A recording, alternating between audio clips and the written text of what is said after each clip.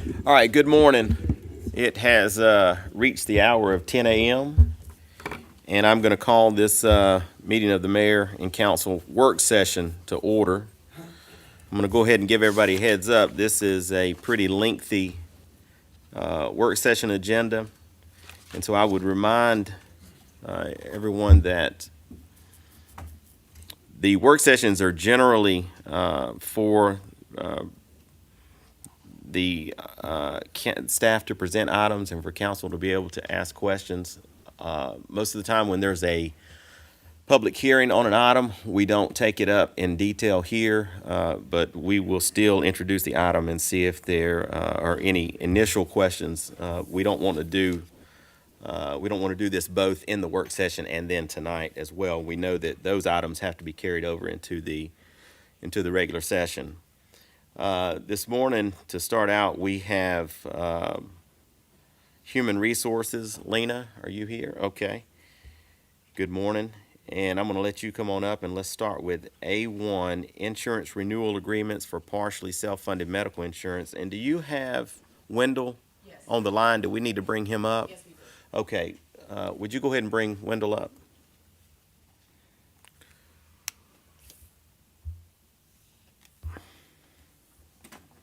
Morning, Mayor and Council. Can you hear me? I can. Good morning. Good morning, sir. How are you today? I'm well. Can you also see the screen that I am showing? Well, is that you? Yes. Move it and let me see. That's him up the right-hand corner. I mean, is this screen your screen? Yes. Okay, we can see your screen, Wendell. Wonderful. Thank you. Would you like for me to Yeah, kick I'll, off, yes, sir. I'll let you explain go. this document, or did you want to tee this up? Or All right, Linda, we're gonna let you go ahead and kick off. turn that mic on. okay. Well, thank you very much, Mayor, Council, and staff. My name is Wendell Strickland. I'm the CEO of Strongside Solutions, and we are privileged to be your insurance consultants this year. And the staff and I and our team have been working very hard on this year's renewal. And in front of us is the summary and recommendation in coordination with Ms. Andrews and her staff. We put this together, so hopefully it'll be what you need for your meeting this evening. I'm going to scooch down just a little bit here. The purpose of this document is obviously to approve the medical and ancillary lines of coverage to include the medical self-funded. Just a little background on the health insurance this year. I'm not sure if everybody remembers, but we renewed your insurance policies January 1st, 2022. And this year we decided what we would do is put in a short plan year so that it would align with your fiscal year, so that your insurance plans, medical, dental, vision, disability, and life would turn around and align with your fiscal year. I think that will help your staff provide better and more timely and more accurate accounting and projections. In January of this year, we marketed medical, dental, vision, disability, life, accident, and cancer.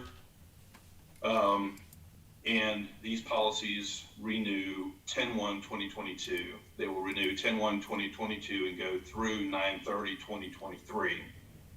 So we marketed everything in January this year, so we did not remarket all these policies for the 10/1 effective date.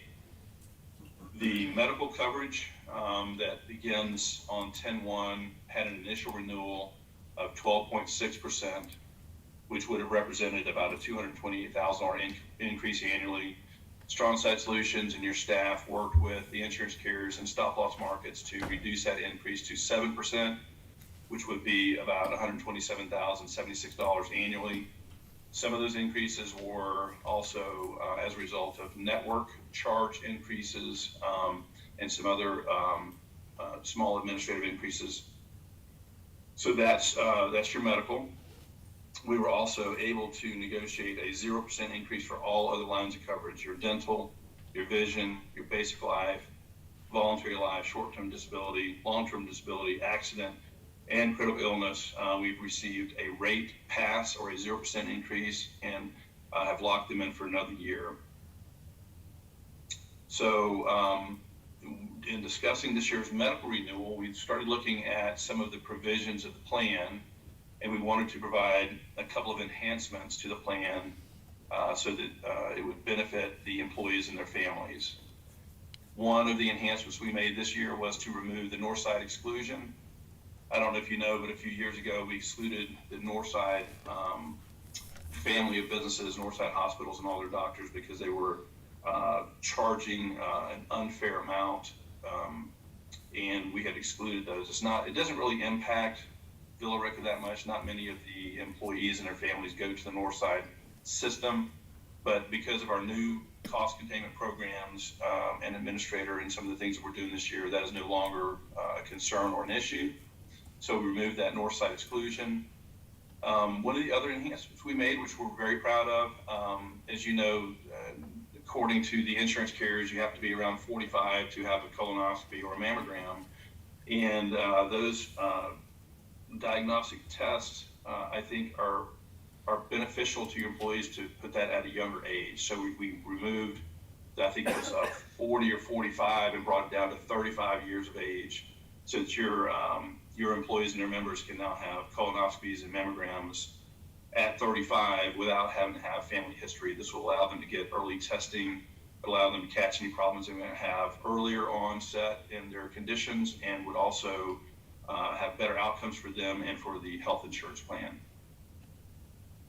So all of that said, for the October 1st, 2022 through September 30th, 2023 renewal, there are a few documents that need to be reviewed and signed. There's an acceptance of rates, which shows the whole laundry list of the fees that are associated to generate the insurance premiums. There's another allied administrative service agreement, and of course your annual stop loss application. So that summarizes the renewal, and I was wondering if there were any questions. Of course, this document was generated by your staff to have you consider it for approval and approve that recommendation. Okay, so just in summary, Wendell, what we're looking at here is the original renewal was Were there any questions or thoughts? Can you hear me? Is he on mute? So I can't hear anything if somebody's speaking. Okay, let me know when you can hear me talking. I can hear you now. Okay, Perfect. all right. So essentially what we have here is that this renewal originally was going to be priced at about a 12.6% increase. However, you're letting us know here that Strongside Solutions negotiated that down to actually 7% increase. But there's no increase on that's on the health portion, and there's no increase on the dental, the vision, voluntary life, short-term disability, long-term disability, accident, and critical illness lines of coverage. Is that correct? That is correct. Okay. And you've added some additional enhancements to the plan, which I guess that 7% also would go toward covering some of those. So, Lena, did you want to talk about this a little bit before we get to council questions? Yes, so I will present the medical premiums. The purpose is to approve medical premiums for plan year to be effective 10/1/2022. As Wendell stated earlier, historically the plan year ran from January 1st to December 31st. But however, to align with the city's fiscal year, we adopted a 9-month period renewing on 10/1/2022.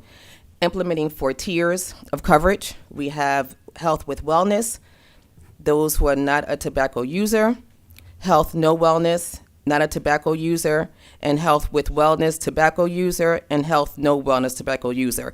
I'll explain that in our Exhibit A that Teresa will pull up. Medical premiums. If we see Exhibit A, can pull it up? Oh, you can't. Oh, okay.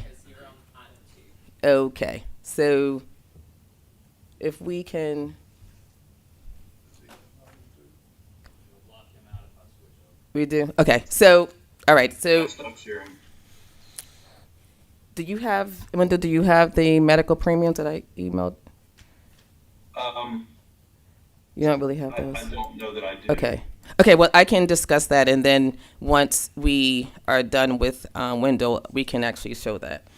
Well, let me ask you in terms of our packet here, which document It is would it be for us? Exhibit A. It was actually a Excel spreadsheet. It had the proposed 2023 Okay, medical all I have insurance is PDFs, premiums. Exhibit A. It doesn't say which exhibit it is. but I'll only have PDFs. I don't have any Excels. Resources, item 2, the, It is a PDF. Okay. This is it right here, right? Yes, What that is is it. called? Yes, Tell me what it's correct. called. Proposed 2023 medical benefit premiums, Exhibit A. That's not what it, And it's before under- you click on it, that's not what it's called. Yeah, I don't see it Which in. one I'm do in we A. open? I'm in A2. It doesn't have that either. So, well, here's what we got: City of Villorica Allied acceptance of rates, City of Villorica Allied amendment to ASA, and City of Villorica ARS stop loss application. Okay, That's under, that's for item A1, and then now I'm going to present item Okay, A2. I see it. So it's called Premiums Exhibit A. Yes. And it's a PDF under A2. Okay, Yes. I'm there. Okay. Go ahead. Are So- you all there? Let's give them just a minute to. Okay. Is it the acceptance of rates and terms? It's B2, and it's called Up there it is. Medical Benefit Premiums. It's under B2. I see, okay, yes. All right. Okay. I think it might be on the screen now as well. It is. Yes, it is. Yes. Sorry about that, All right, Council go ahead. Mayor. Premiums vary due to coverage level. We have employee only. We have employee plus spouse, employee plus children, or employee plus family. As Wendell stated, we did do a premium increase, and that was budgeted due to our experiences increase and overall cost increase. An employee that is a tobacco user and/or has not completed their wellness points will incur the highest premium. So the employees do pay 5% of the premiums, and then the city pays the 95%. However, if during the course of the plan year, a tobacco user completes the smoking cessation program and presents a certificate, that can reduce their premium. So here we have listed for the 2022 costs, as we can see, it did increase for those employees, for single employees, 3622.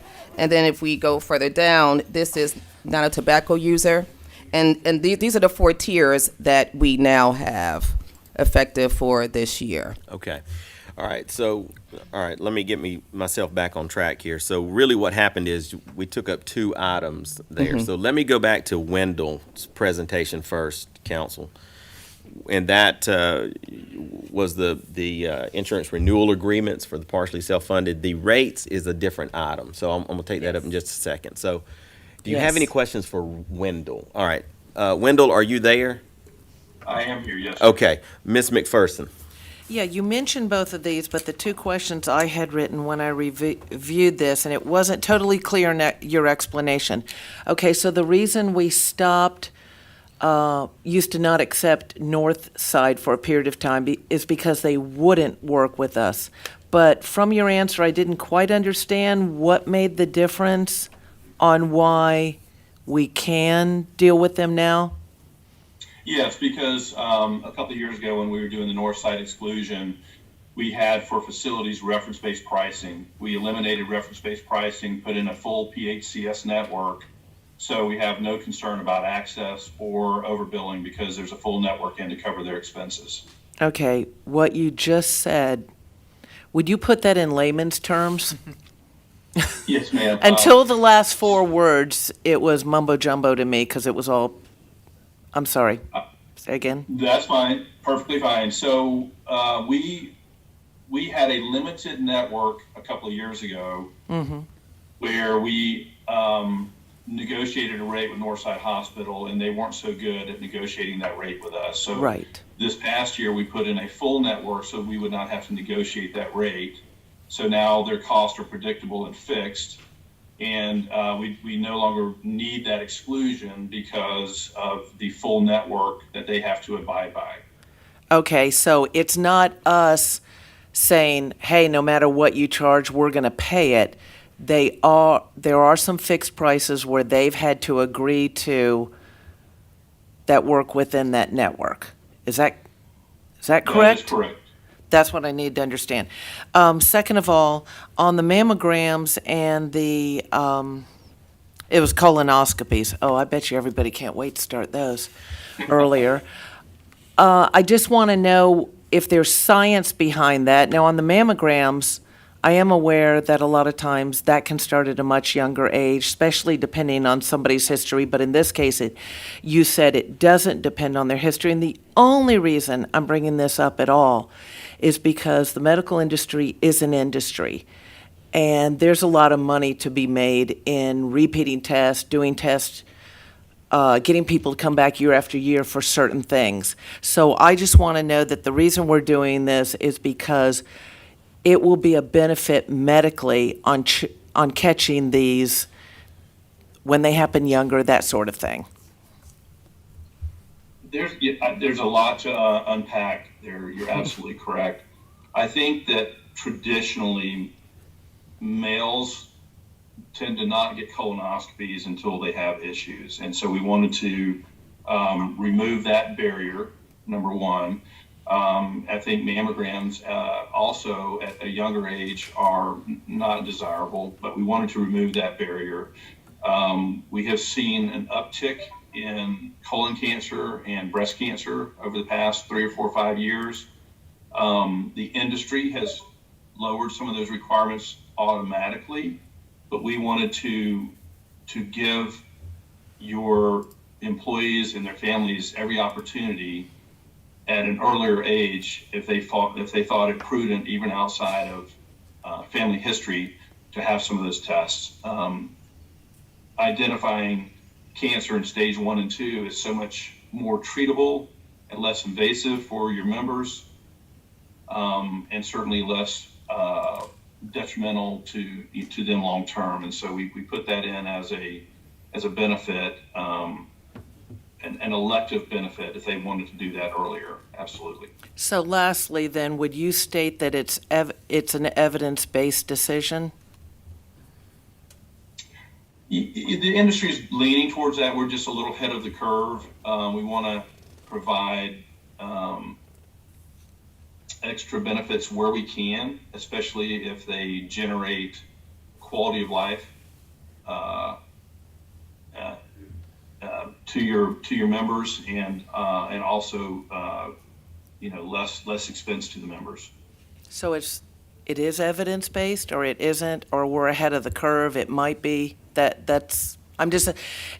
you don't know, just say, I don't know. That's okay. I'm just asking if it was evidence-based that this is the best thing to do. Well, statistically, I don't know about evidence, but statistically, it's shown to be a benefit to the members. Absolutely. Okay. Thank you, Wendell. Okay, anybody You're else? welcome. Okay. All right, Mr. Carter. Yeah, I'm looking at the acceptance of rates and terms. Is your fee about 181,000 annually for that acceptance for next year, next fiscal year? Looks like our exposure is about 2 million. I'm sorry, I didn't hear the question. I'm asking am I understanding this correctly? Your administrative fee for the next fiscal year, which starts October the 1st, is about 181,000. Is that correct? Well, it's the administrator's, not mine. Okay. And our exposure on this chart says our exposure is a maximum of about $2 million. Yes, sir. I can look that up to be precise, but it increased. The top line liability increased to $127,000. Yes, sir. Okay. Okay, anybody else? All right, if there are no further questions, is there any objection to making this consent item number 1? All right, there's Mr. Carter. Did the city manager, there's one page, one document in here, it looks like he should have reviewed. Did you review any of this? Not city manager, I'm sorry, city attorney. I have looked at all those agreements, and I didn't see a problem with any of them. Okay, thank you. All right, is there any other questions? All right. If there is no objection, I'll make that consent item number 1. Now, Lena, let's move to the premiums. Yes. Which you have already introduced. Yes. So, council, does anyone have any questions on these premiums? Okay. If there are no questions, it's pretty standard. On the premiums, is there any objection to making that consent item number 2? All right. If there are no objections, thank you, Lena. You're welcome. Okay, we're going to move on to governing body, tab B. And this is, the first item up is an item that comes before us every year, certainly every year that I've been here, whether on the council or as mayor. It's approval of temporary signage for the 17th Annual Villorica Frontiers Rodeo. This item will be presented by Tracy Jarvis, and I believe the applicant is also here. So Tracy, will you come on up and just introduce this for us real quick? Good morning. Will you make sure that mic is on? Good morning. Good morning. Yeah, so they do their annual rodeo, and they want to put up their signs to advertise that rodeo that's coming up. This is their 17th annual Frontiers Rodeo. I talked to Clint and told them we would get it on the agenda, and so they can get their signs up and let people know they can go have a good cowboy time. Okay, this item does not have a cover sheet or a motion with it. Is this, are we going to need a motion for this, David? Yes. Okay, then I'm going to ask you to just sort of craft up a little motion there, and I'll ask to put that on the consent agenda in a moment. If and then I'll have the city clerk make that part of the consent agenda. Would the applicant like to say anything? Who just happens to be our District 2 Commissioner for Carroll County. Give you an opportunity to talk about it. You usually tell us a little bit about it every year, so good morning. Thank you, Mr. Mayor and Council. Good morning to you all as well. Appreciate the opportunity to be here and speak before you. This is our 17th annual event. We typically draw several thousand to this venue down Highway 61 for a 2-night event, and believe it benefits the community. It's good family, clean fun, and looking forward to another successful year. As you have seen in the packet, we follow all the proper guidelines. We will have a permit from the Department of Agriculture. We also have additional insured for the city of Villorica on our $2 million insurance policy, so we feel that we've covered our bases there as well. So just asking for your blessing. Okay, and Clint, is this going to be at the same location this year that it typically is, which is out 61, just past the State Patrol office? That's correct. We've been at that particular location for 11 years now. All right, very good. Council, do you have any questions for Clint? Mr. Carter? That's the land, that's inside the city of Villorica, and That's correct. It's the it was going to be southernmost developed point. in the last past two and never did parcels. get developed, okay. Yeah, Yes, sir. the southernmost 2 parcels in the city. Yeah. Anybody else? Okay, all right. Thank Clint, you. thank you. David, would you read off what that motion would be? I hadn't finished it yet, but Okay. I'll read off what it is going to be. Okay. I move to approve the request of Clint M. Chance to place temporary signage for the Villorica Frontiers Rodeo scheduled for August 26th and 27th, 2022. This approval is subject to the terms contained in the letter of application dated July 15th, 2022. Wow, that's the longest motion I've heard you just read right, just verbatim. Okay, is there any objection to making this consent item number 3? All right, hearing none, we'll make that consent item number 3, and Madam Clerk, if you all will make that update.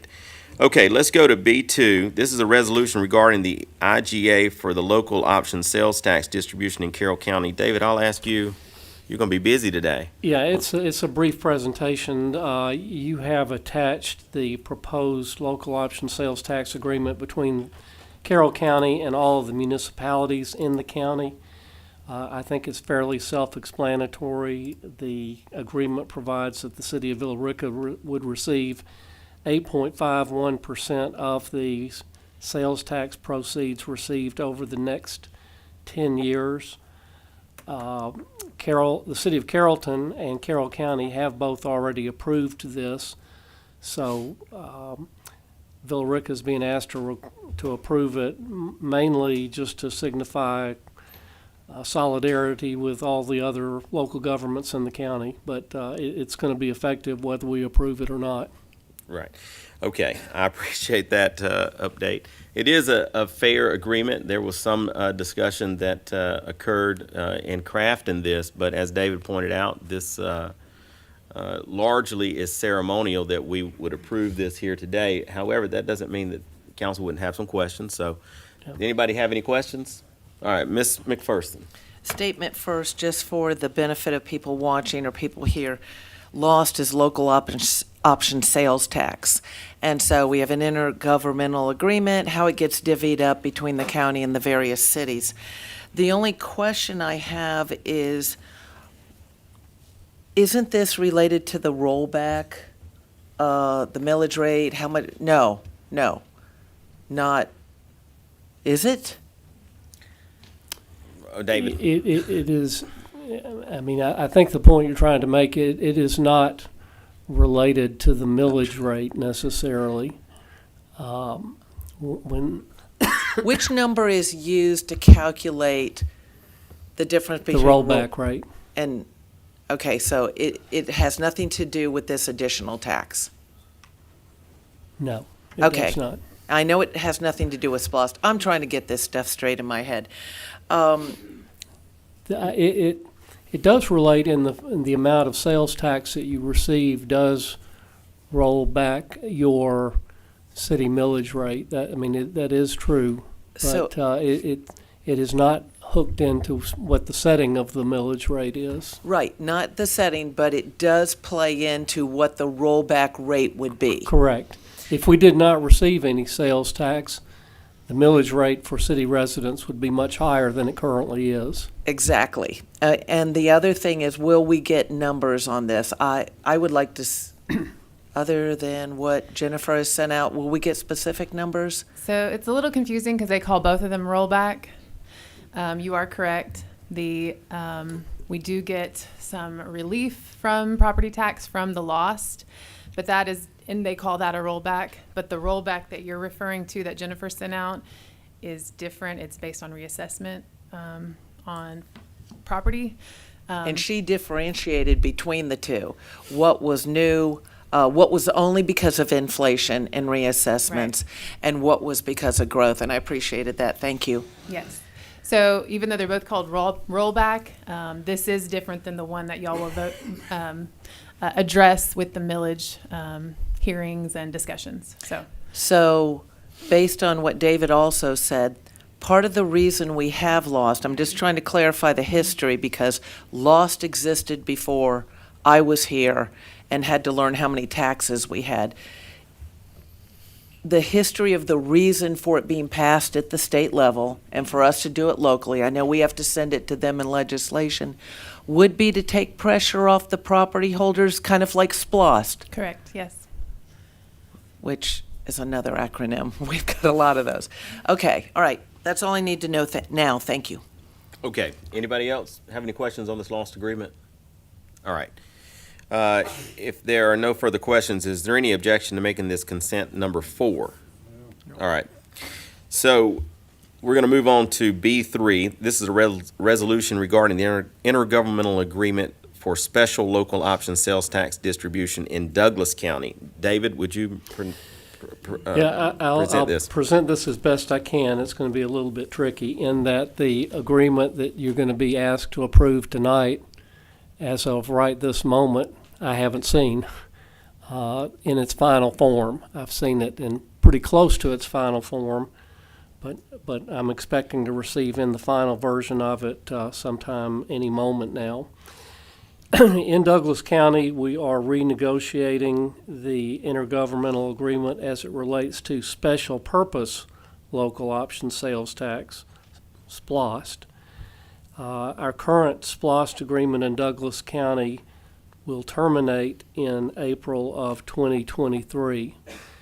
And the Douglas County and the cities in Douglas County have already filed the notice asking for a call for election for the November 8th general election to have a referendum on the continuation of SPLOST in Douglas County.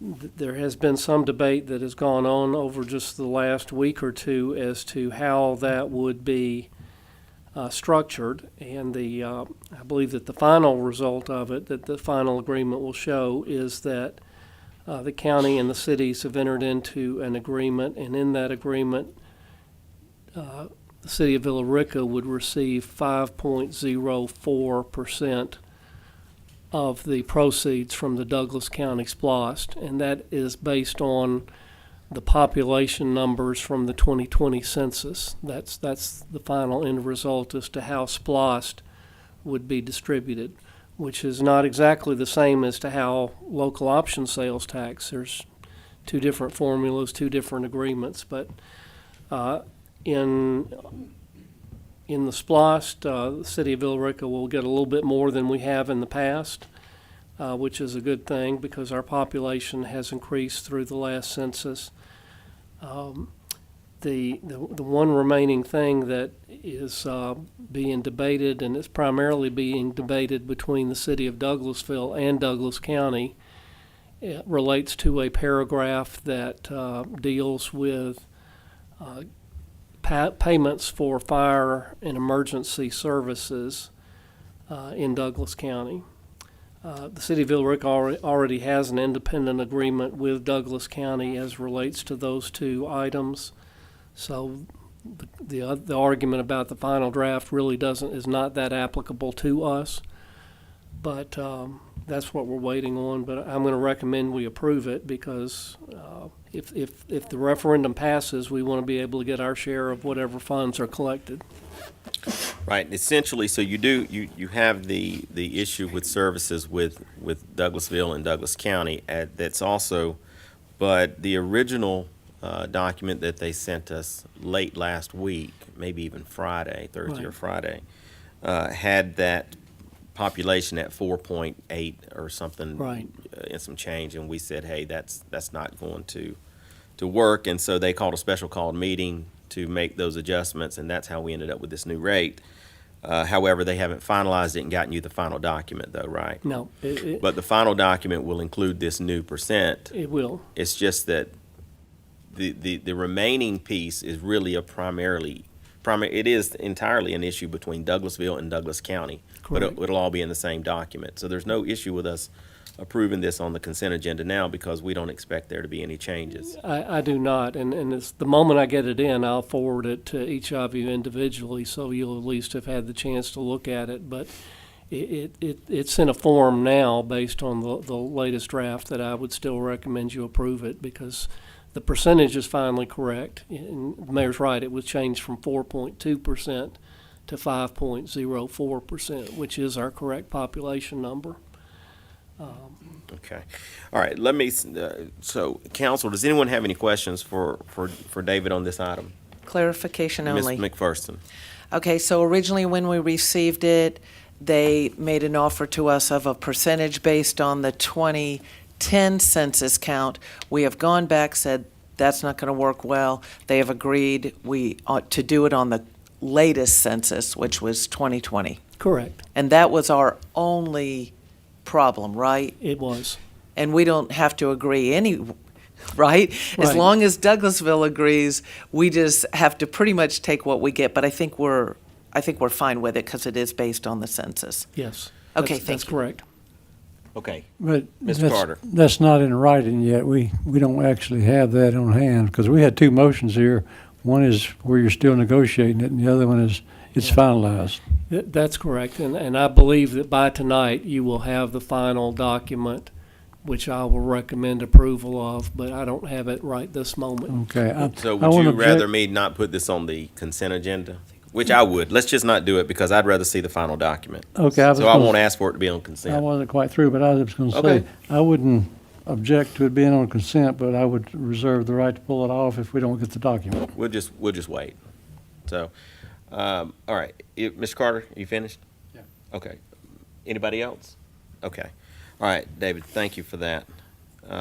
We will move on to B4, contract for billboard at Butterballs. This also is David. Go ahead. Yeah, if you have driven by the former site of the Butterballs building. You'll notice that there is still a billboard there. The city entered into a contract to lease out the space on that piece of property in 2008 or 9, I believe, for 10 years.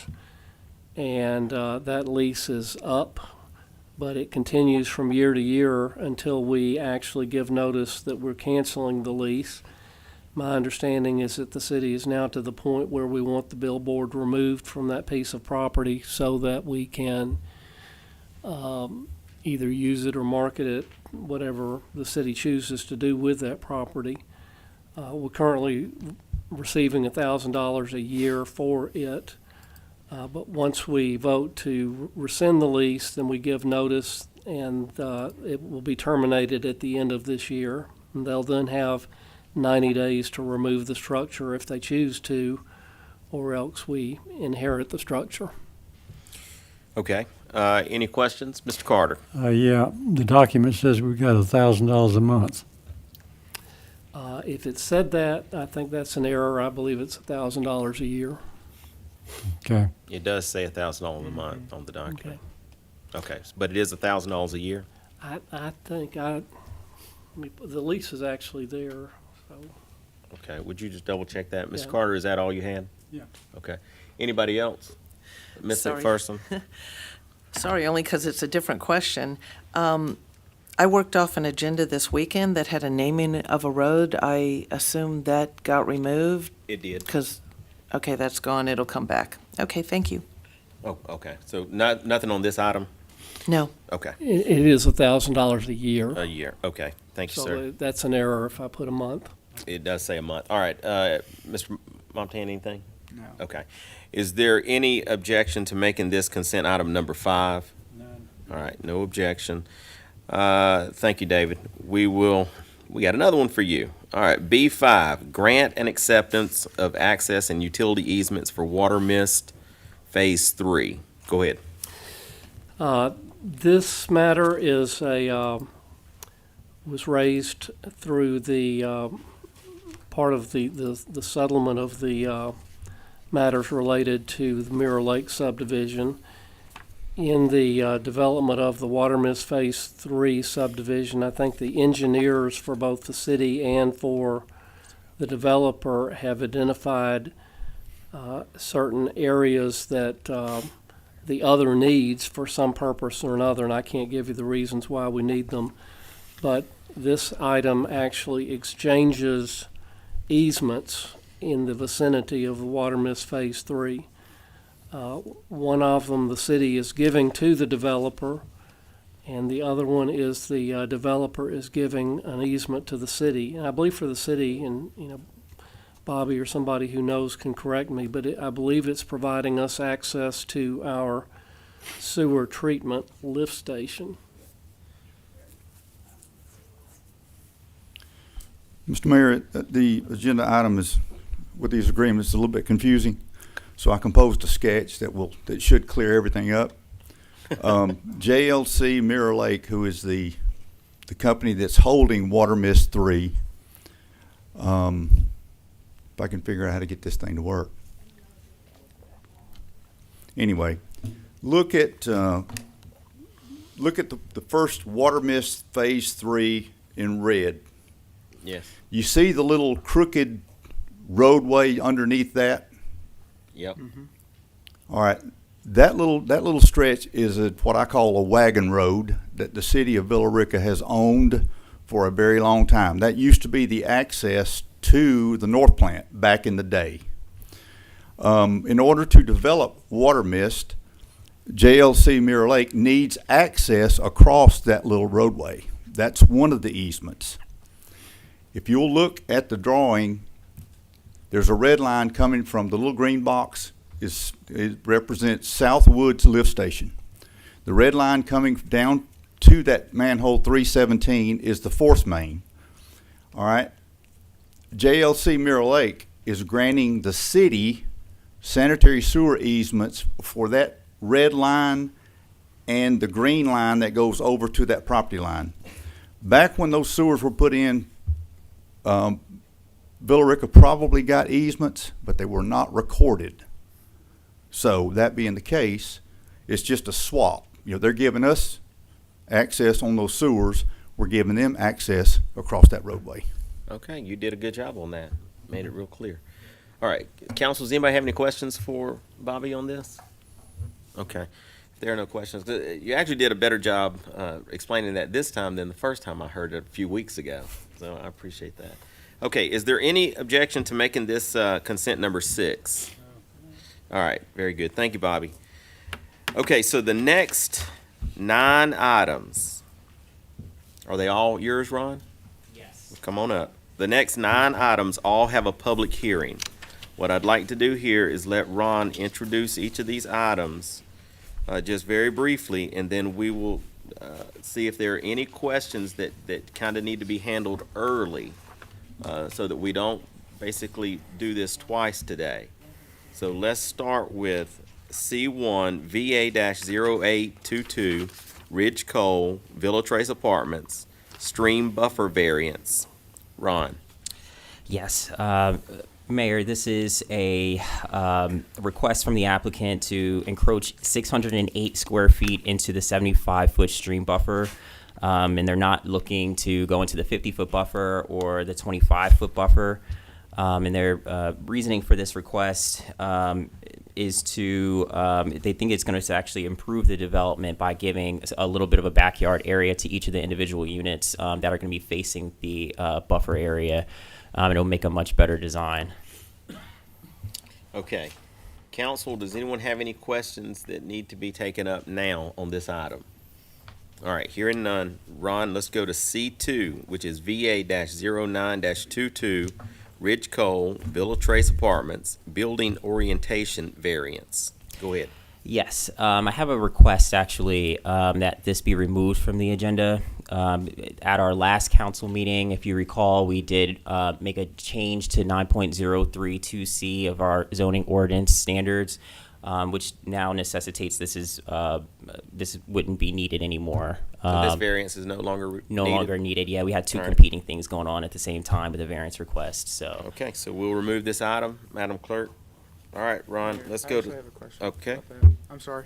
So this is not related to that variance request, but I did notice on this site plan that there are 2 gravel parking lots. And so my understanding, and I think we had this on a later agenda item for another applicant, but we're required to have impervious surface parking lots. So can you give us some information about why there's gravel parking lots? I'll have to. We're still reviewing all of that and going through the Okay. entire project. But Okay. I'll look into the gravel. But the applicant does know it should be impervious. Okay. The applicant So is here if too. a variance of some sort or something is asked for, it'll come back here. It will have to come anyway. back. But that's just not being taken up at this time. Okay. Thank you, Okay, sir.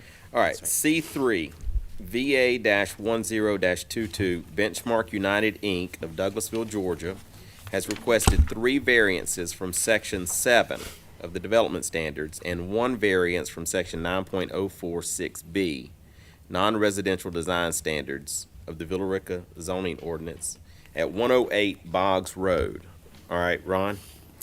Thank you, Mayor. And the Benchmark United is looking to build on 108 Boggs Road a manufacturing, a warehouse facility and office space. It should total approximately 12,000 square feet, about 10,000 or so for the warehouse. We recently granted variances for the side yard setback to be reduced from 50 foot to 20 feet. And now the applicant has come back, and we've been working with the applicant daily up until today. And you guys have the most recent changes in your packets as far as the site plan is concerned. I did hear from the applicant that one of these requests he would also like to remove from consideration tonight, which is the section 9.04. After working with the applicant and on Friday, he submitted a new site plan that we included in your packet that shows that he's able to overcome that issue, so he doesn't need relief from it anymore. But the other 3 issues here, which I'll detail quickly, Section 7.03C, which requires no more than 50% of the required parking to be located in the front of the structure, and they're proposed 100% of the parking in the front. Table 7.5 requires 20-foot drive entrance lengths where they only have 10-foot proposed. And section 7.025, which requires all parking areas to be a hard dust-free surface, concrete or asphalt. So we're recommending at the staff level denial on all of the requests. All of these are self-imposed requests by the applicant, and we haven't had any bona fide reasonings for really why these different ordinance-related requirements can't be accommodated. Okay. So let me just go back to C1 because I do want you to, in these brief introductions, at least tell us what the staff recommendation is and if there's a P&Z recommendation as well. So on the C1, that was recommendation for approval. On the C3, there are 4 components to it. He's asking to remove one of those as a question. We'll take that up in the regular hearing, but for all 4, the staff recommendation is denial. Is that correct? Yes, sir. Okay. All right, Counselor, are there any questions that need to be taken up here now? All right, Mr. I'm Carter. just a little confused on this other 9.04 thing. That's one of the 4, isn't that number 4 variance request? Yes, sir. Mm-hmm. Out of the 4, so we're only considering actually 3 of them now. Number 4 took care of itself when we made the change. That's right. Yes, sir. Well, he's saying that tonight in the presentation, they'll ask that that one not be considered. Okay. Right. Okay, anything else? Okay, all right, Ron, let's go on to C4, which is VA-11-22, Buildmore Enterprise Services LLC, 818 White Street, front and rear yard setback variance request. Go ahead, Ron. Yes, sir. The applicant is requesting a front yard setback variance to go to 31-foot front yard, and 35-foot is the requirement in the R2 zone. And they're looking to do a 12.75-foot rear yard setback where we would otherwise require 15 feet, and this would be to construct a single-family house on the property. This is the same developer that's developing the property directly adjacent to the east, which is the Gold Point development that has the rear entry homes that are proposed. So the developer is looking to basically continue on with the same type of scale and design that he's introducing in the property to the east. So there's some pretty considerable site issues that this particular property has. There's an unnamed road that's directly to the west of it that we had to do a lot of research on and see if we would need to require that to be a corner lot or use our corner lot regulations, which we did have to do. And also there's a 20-foot sanitary sewer easement that runs north-south on the east side of the property, so they're kind of wedged in. So they didn't have very much room to utilize. So after talking with the applicant for quite some time, we decided to come forward with the variance request for the front and the rear yard since they're relatively very minimal. So we were recommending approval for each. Okay. All right, Council, do you have any questions at this point? Okay. All right, so we don't have any. We'll take that into a public hearing tonight. Ron, let's go to C5, amendment to section 8.2, manufactured homes contained in the City of Villorica zoning code. There'll be a public hearing on this item tonight. Go ahead. Yes, thanks, Mayor. Section 8.20 specifically addresses manufactured homes. They're in our supplementary regulations section. The amendment that we're trying to do is to remove vinyl siding as a permitted material on these manufactured homes. So we allow for brick, we allow for hardy plank, and various other masonry types of materials. And later on down the line here in our agenda, I'm also introducing the same things for single family and for PUDs as well. But we thought that it would make some sense to have all of the standards for all of our single family structures to be the same across the board as far as materials are concerned. So we're took this to the Planning Commission. They voted approval 5-0 to these changes after some questions. And we're looking to have the same result tonight. Okay, that was an interesting way to put that. Okay, Councilors, anybody have any questions for Ron at this stage? We can just Miss- ask them this evening, right? I mean, Yes, absolutely. I'll just wait because I This don't have a evening. lot. Yeah, so that's helpful, so we can move on through this. Okay, so there will be a public hearing on that tonight, and then let's move on to C6, amendment to section 9.01, residential design standards contained in the City of Villorica zoning code. There'll be a public hearing on this item. Go ahead, Ron. Yes, sir. Section 9.01 also addresses architectural design standards, but for single and two-family homes.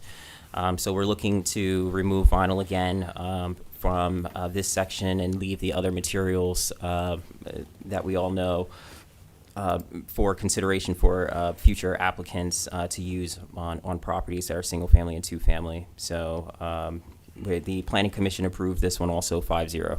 And you're looking for the same thing tonight, right? Yep. All right, is there any questions for Ron right now? Okay. All right, let's go ahead and go to C7, amendment to section 9.02, PUD design standards contained in the City of Villorica zoning code. There'll be a public hearing on this item tonight. Go ahead, Ron. All right, and this is the last section regarding vinyl that we're looking to make changes with, and this is just to all plan unit developments. So this was also an approval 5-0 from the Planning Commission. Okay. Council, any questions? Okay, so Ron, we'll take that one up as well tonight in the public hearing. Let's go to C8. Amendment to section 9.03C, multifamily and single-family attached design standards contained in the City of Villorica zoning code. There'll be a public hearing on this. Go ahead. All right.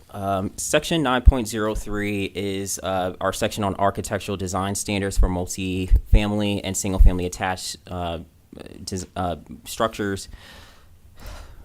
We're looking to, once again, I know that we're all very familiar with this section. We've had a million changes to it, and I think that we're really getting close to having a really good subsection for architectural standards here, but we're looking to remove section 2D in its entirety, and this is specifically related to the window-to-window distance between these different townhome buildings. So as we know, it's kind of a scaled thing. It's a 20, 30, 40, depending on if you have windows on the side and what those windows open to.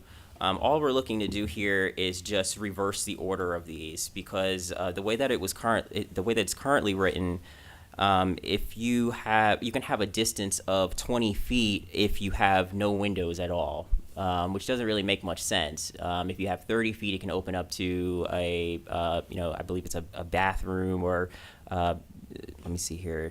Yeah, 30 feet for a bathroom, and it's 40 feet if it opens up to any other types of like bedrooms or common areas or things of that nature. So we want to keep the 40 feet for a bedroom or living room. We want to do 30-foot exposures for I'm sorry, I think I said this backwards here. They had 40 feet for for if you had no windows, and it was 30 feet for exposure when a room was for a bathroom. So we just tried to change these around to where it made more sense for the rooms that needed more privacy to be further away, and the room, if there was no windows at all, then they should probably be closer together, since there's not a privacy consideration there. Okay. Yeah, and then this went to planning and zoning. This went to the planning commission. Yes, sir, and that was also approval 5-0. Okay. All right. Council, any questions here? Okay. So there'll be a public hearing on that item. Let's go on to the next item. And this is going to be C9, amendment to section 4.04 and table 4.4, residential lot standards contained in the City of Villorica zoning code. There'll be a public hearing on this item tonight. Go ahead, Ron. Yes. So this section is, again, related to townhomes. So we wanted to reduce the townhome unit width back down to 24 feet as a minimum. The 26 feet that we did have a change to 26 feet back in April of this year. We heard even recently from a developer that did townhomes that 26-foot wide products are very hard to find. So I started going out, looking at doing some research, at least online. And I also have, personally, I have a townhouse development across from me that's being constructed now across from my apartment. And these are very small units. So we went back, I redid all of the math again. And in a quick 5-second nutshell here, we have a 16-foot wide garage doors, 1 foot on each side. That gets us to 18. We have a 4-foot front door and 1 foot on each side of that. So that gets us to 24-foot minimum. We introduced some additional fenestrations at our last council meeting for townhouses to make them look even nicer than we've had, at least in the past. So I think that we're really moving in the right direction here, but the additional 2 feet, I can't account for an additional 2 feet at this point for a townhouse unit to get us up to a 26, other than what a developer might want to do on their own.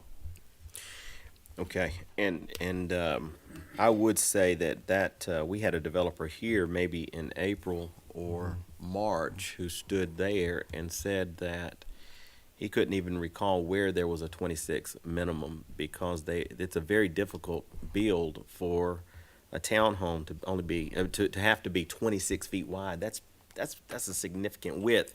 I'm glad you talked about the 16-foot garage door so that people can have a perspective of what's happening there. When you see townhomes, often you see 20-foot townhomes. Mm-hmm. So if you keep that in mind, that's what you're trying to avoid. You don't want those small width townhomes, but the 24 is really a moderately, because many of them we see here come in at 22s even. So going to this 24, I think, is really a good standard, and it's not just this heavy reach on 26. Council, do you have any questions at this stage? Okay. All right. Thank you for that, Ron. There'll be a public hearing on that item tonight. Thank you. And that's all for you. Thank you. Is Nick here? All right, come on up. Well, you took up 9 items, so I didn't know if you were ever leaving. Okay, C10, Gold Dust Recreation Gymnasium installation, and I know you'll be quick, Nick. Yes, sir. You've been doing this a long time. Pretty brief. Go this ahead. is a budgeted item. This is part of a basketball gym HVAC project that's currently underway. When we had the load calculations performed, when we were trying to decide what type of equipment we were going to be requiring, we planned to have this installation already included in those load calculations. Originally, I was going to have the HVAC contractors include this installation in their original proposals, but I wanted to save a little bit of money and just engage with a contractor independently, or the staff did. So I'm bringing to you 2 bids that I was able to obtain. We'd like to go ahead and take advantage of the basketball gym being closed right now due to the curing process of the installation. So if the council allows, then I would recommend engaging with Aeronomics in the amount of $22,180.93 to install 2-inch closed cell insulation on all the metal panelings around the perimeter of the gym. Okay, so this item will not have a public hearing tonight, so we're going to go ahead and try to deal with this one. So you only got 2 bids, though? Yes, sir. I reached out to multiple, but to you get only them got in 2 this back. time frame, yes, sir. Okay, I understand. Okay, council, do you have any questions? Yeah, okay, yeah, Nick does a good job. Okay, are there any objections to making this consent item number 7? Thank you. No objection, okay. Thank you, Nick. Yes, sir. I knew you'd be quick. Quick, Nick, that's what they tell me. All right, D1, Economic Development. Ms. Chumley, welcome up. This is a 2022 DDA board reappointment, I guess. So what we decided to do at the last, I guess probably work session, was to make sure that all the applications Yes, sir. were in. Correct. And then we would not put a name here. But did we put one on the cover sheet? Did we I recommend? did not. We I did just not. submitted the applications to the council for review, and we did receive 4. Uh-huh. And it is the will of the board to still reappoint Ellen Wynn McBrayer to Okay. a 4-year term. All right. Yes, sir. So it is? Well, that I don't have it pulled up. That's what I asked her. Is it in there? Yes. Okay, I'm sorry. Let me take a look at it. All right, first off, Counselor, are there any questions on this item? Just, I'm sorry. Ms. McPherson. There's still one opening after this, correct? That's correct. Okay. Okay, so yes, there is a motion in here to reappoint Ellen Wynn McBrayer to serve a 4-year term on the Downtown Development Authority from 5/31/22 until 5/31/26. Is that correct, Janet? Sir. Okay, is there any objection to that becoming consent number 8? Okay, so that'll be consent 8. Thank you. Thank you, ma'am. Okay, E1. This is going to be Tracy Ivy, Recreation Advisory Commission appointment. Would you come on up? All right, let me pull this item up. Good morning. Good morning. Go ahead. This item is to fill a vacancy on the Villorica Recreation Advisory Commission. We have a vacancy right now. We'd like to appoint Michael Young to this position as it's currently vacant. I believe he's previously served on the Parks and Recreation City Council committee, He did. advisory committee. So I think his experience and his involvement will serve us well. So I move to approve Michael Young as board member to the Villorica Recreation Advisory Committee with his term being July 12th. Actually, I didn't change that. It would be effective today through June 30th of 2025. So you don't actually move to approve it. You mean I'm sorry. to, I would like to to have that result recommend that tonight. someone actually do that. Okay, so yes, you do have a motion in here, and you do name Michael Young here from July 12, 2022 to June 30, 2025. Did you submit all the applications into the Yes. packet? Okay. All right, council, do you have any questions for Yeah, Ms. she Ivy? just. Mr. Carter? Did you just change that initial date? His term would be effective today through Okay, June 30th of 2025. all right. Okay, that'll need to be updated if it's going to be a consent item. So can you all make that change? All right. Any other questions? All right, Ms. McPherson. Yeah, where are the other applications? There was only one. That was my question. So do you have any other people, so you have no other people waiting right now saying, I want to be on this? We have one that came in after this agenda item was due, Okay, and then we'll pick that up next month. great. All right. And we do have 2 additional that have expired that we'd also like to fill. Okay, all right. Thank you, Tracy. Yes, ma'am. Okay, anybody else? All right, are there any, would there be any objection to making this consent number 9?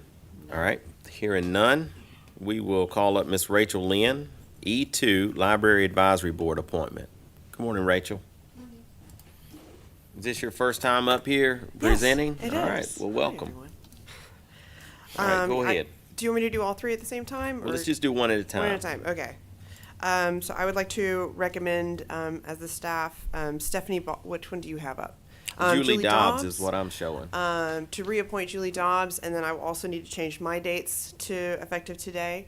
And I have 3 vacancies, so Julie is a great asset as a professional, a library professional, and a community advocate, so we'd like to have her. Oh, okay, all right. So let me ask you, did you have multiple applications? These are the 3 applications that I've had since I've been here, past 7 months. So you only have 3? Right, And And I have- all of them were uploaded?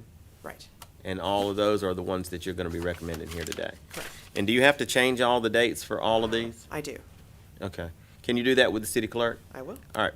Council, does anybody have any questions for Rachel? Yeah, Mr. one Carter. question. Are they're currently serving on the board, right? They are, yes. They're all reappointments.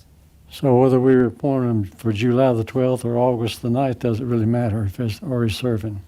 They're currently Now, serving. that is correct. So Okay, really, all right. really, you don't have to make any Oh, all changes right. to Well, that. great. So on the previous one too, I think. Was that also a reappointment? No, not on Michael Young. Okay, it was a new one? That was a new one. All right. Okay, so we don't have to make changes to that. Thank you, Mr. Carter. All right, anybody else? All right, Ms. McPherson. Rachel, just to be sure, because I know you're a little newer to the city, are we advertising when these renewals and openings are coming up so that people know that they might have an option to get on the board? I think we could do a better job of that. I mean, it is available, and they know when the meetings is open to the public, so that they can attend and assess. But we can do better. Yeah, at the that if you'd meetings like. would be one thing. Probably in the Villerica happenings, if we're not doing it there, it probably needs to go in there. Anybody else agree with that? Some communication If director? you can get that over to, if you can just get that information to Ken, he'll make sure it gets into happenings. Absolutely. Because yeah. a lot of people get that, and then they'll, there's a advisory board for the library. They may not even know it exists. Thank We you. may generally, I think, Ken, don't we generally, and if we don't, we probably should have a general in there okay, well, let's do that. Okay, so actually, I'm going to take these up, given that information. I'm just going to ask if there are objections to making these E2 consent number 10, E3 consent number 11, and E4 consent number 12. Are there any objections? Okay, No. we're going to do that. Thank you. Thank you. Rachel. All right, Tracy, come on back up. E5, Three Rivers Agreement Renewal. Go ahead. Yes, this is our, just some housekeeping activity. Actually, the city has provided meals to our senior population under a contract with the Three Rivers Regional Commission for about 30 years. The contract allows the city to address health and wellness services with its senior population through the provision of meals to qualifying seniors funded by reimbursement through state and federal grants. We do have a reimbursement as part of this agreement. Our home-delivered meals, which are meals that are delivered on a daily basis, we receive $5.97 of reimbursement. Our congregate meals, which are served at the center daily, we get a reimbursement of $8.23. The Three Rivers Commission staff conducted their fiscal year 2022 financial monitoring visit to our facility back in April of this year and found our senior services program to be in full compliance and in accordance with the records of the Three Rivers Commission's area agency on counseling, area's agency on aging. that's a lot. That's the three A's, I guess. A copy of the contract has been provided for you. Okay. We recommend approval. Are there any questions on this item? All right, Ms. McPherson. Okay, but it's not for you, it's for Tom. Other than it takes a 57-page contract with the government to try to say that we can supply meals to seniors. Right? But that's not my question. Tom, we had talked in a previous retreat about going forward, we might change exactly how we run this program. Will adopting this contract have any effect on that? Yeah, locked us in for a year. Okay, then. I think it runs out in June or April. When is it? June 20, this contract is June 30. effective June 30, until It June ends 30th June of 2023. Yeah, so it'll lock us in until the end of June. So do you want me to expound on what that is, or do you? Because do we want to be locked in when we talked some months ago about the effectiveness of this program compared to doing some sort of catering thing ourselves? We were looking at cost comparisons. You might be better to explain that. And should we do this? We're not ready to do that. We just hired a new senior center director, so I think it's something that we'll look at in conjunction with the program as she, gets a hold of it. Okay, so go ahead and stick what we have for now and evaluate it as we're going, and maybe we'll make a change in the future. Okay. And because we're already into this anyway, this began in July 1st, and we're not anywhere near prepared to do anything. If we were to not do this, we would end this program prematurely with nothing to go in its place. All right, any other questions? Mr. Carter? Is the program still currently ongoing? It says it's effective July the 1st. It has. It's been They continued. didn't stop? No, sir. Okay. No, sir. In fact, our numbers are up, and that may address some of your concerns too from your previous discussions. Our numbers are up on our daily delivery. So over the last 4 months since our new manager's been on site, things have really taken an uptick. So I think the food service is a huge part of what we can provide. All right, anybody else? Okay. Is there any objection to making this consent number 13? All right. Okay, thank you, Tracy. Mr. Mansour, you are up. F1, in-car laptop computers.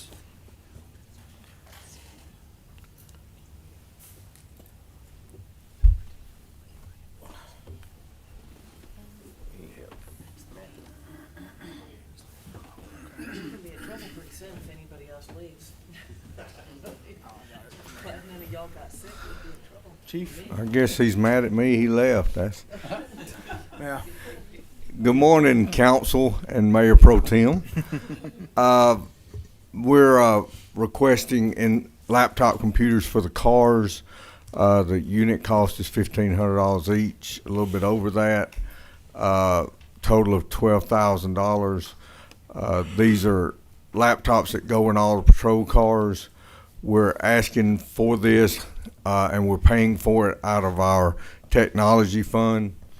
And so it's not a budgeted item, but it is an item that we can pay for out of our technology fund, since all of the laptops do tickets and things like that. It is used for court, so we're able to do it through that. All right. Any questions from council? Yes, ma'am. This one made sense in a lot of ways. I don't know if you want to say briefly what the problem is.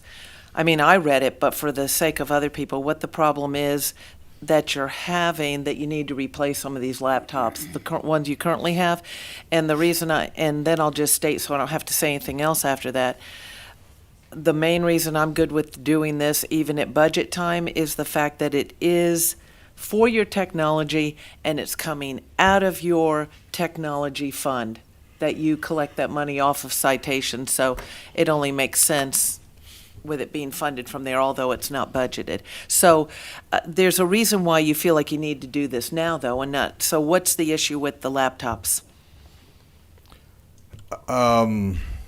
We're having several of the old ones that are breaking or not. We're just wanting to replace any of those and put them in the new vehicles so that the new vehicles have the laptops.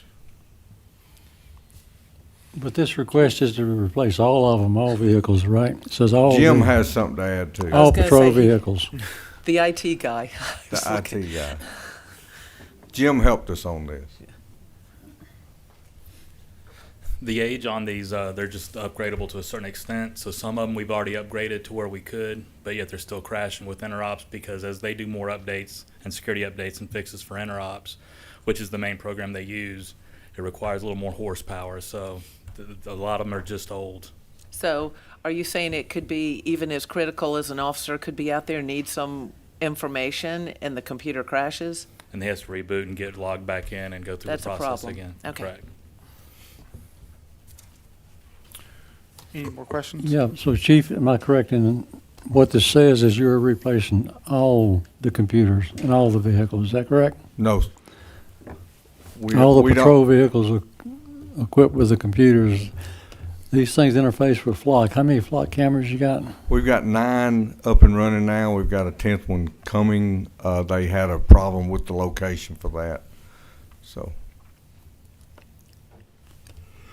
So you're not replacing all of them? We're not replacing all of them, no. We have about 35 or more Just the old ones.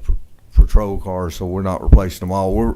We're trying to get them into the new ones, but we're replacing the ones that are having the issues that Jim was talking about. Are you going to put in a request for the next fiscal year, which starts in a month and a half, to replace the others? We always ask for laptops every year just to keep them rotating, yes, sir. Okay. Okay, anybody else? Okay. Is there any objection to making this consent item number 14? No. Okay. I apologize to you, Chief. From the time I took Eli to school this morning, I've been in meetings and had not had time to take a restroom break, and I just understand. could not. I thought you were mad at me, So I sir, apologize so- to everybody. You thought what? I thought you were mad at me, sir. No, sir. No. I apologize. I had to do that. Okay, F2, exterior ballistic vest carriers for VRPD. Go ahead, sir. Okay, so this is an item that our officers have been asking for at least 2 years. We've worked on it. Hunter especially has really worked hard on it, trying to get this to where we could get it done. We spoke with the city manager recently. He said to move forward to try to get this done. So we're looking at making purchases of these new vests for the officers. The advantages of these vests are they are outside their shirt. They lay on top of the shirt. Some of you have seen other officers in other jurisdictions with them. When we work an event like July 3rd, we work the Gold Rush. We're out there for several hours. The heat is pretty intense. With these vests, you can unzip the vest, take the vest off without taking, the undershirt off or whatever, and having to undress basically to take it off. So it's a huge advantage to that. Another advantage is they have access to more tools. I've spoken to you guys previously about the incident where one of our officers was in a trying to arrest a gentleman. He would not go. They're fighting with him. The officer got one handcuff on him.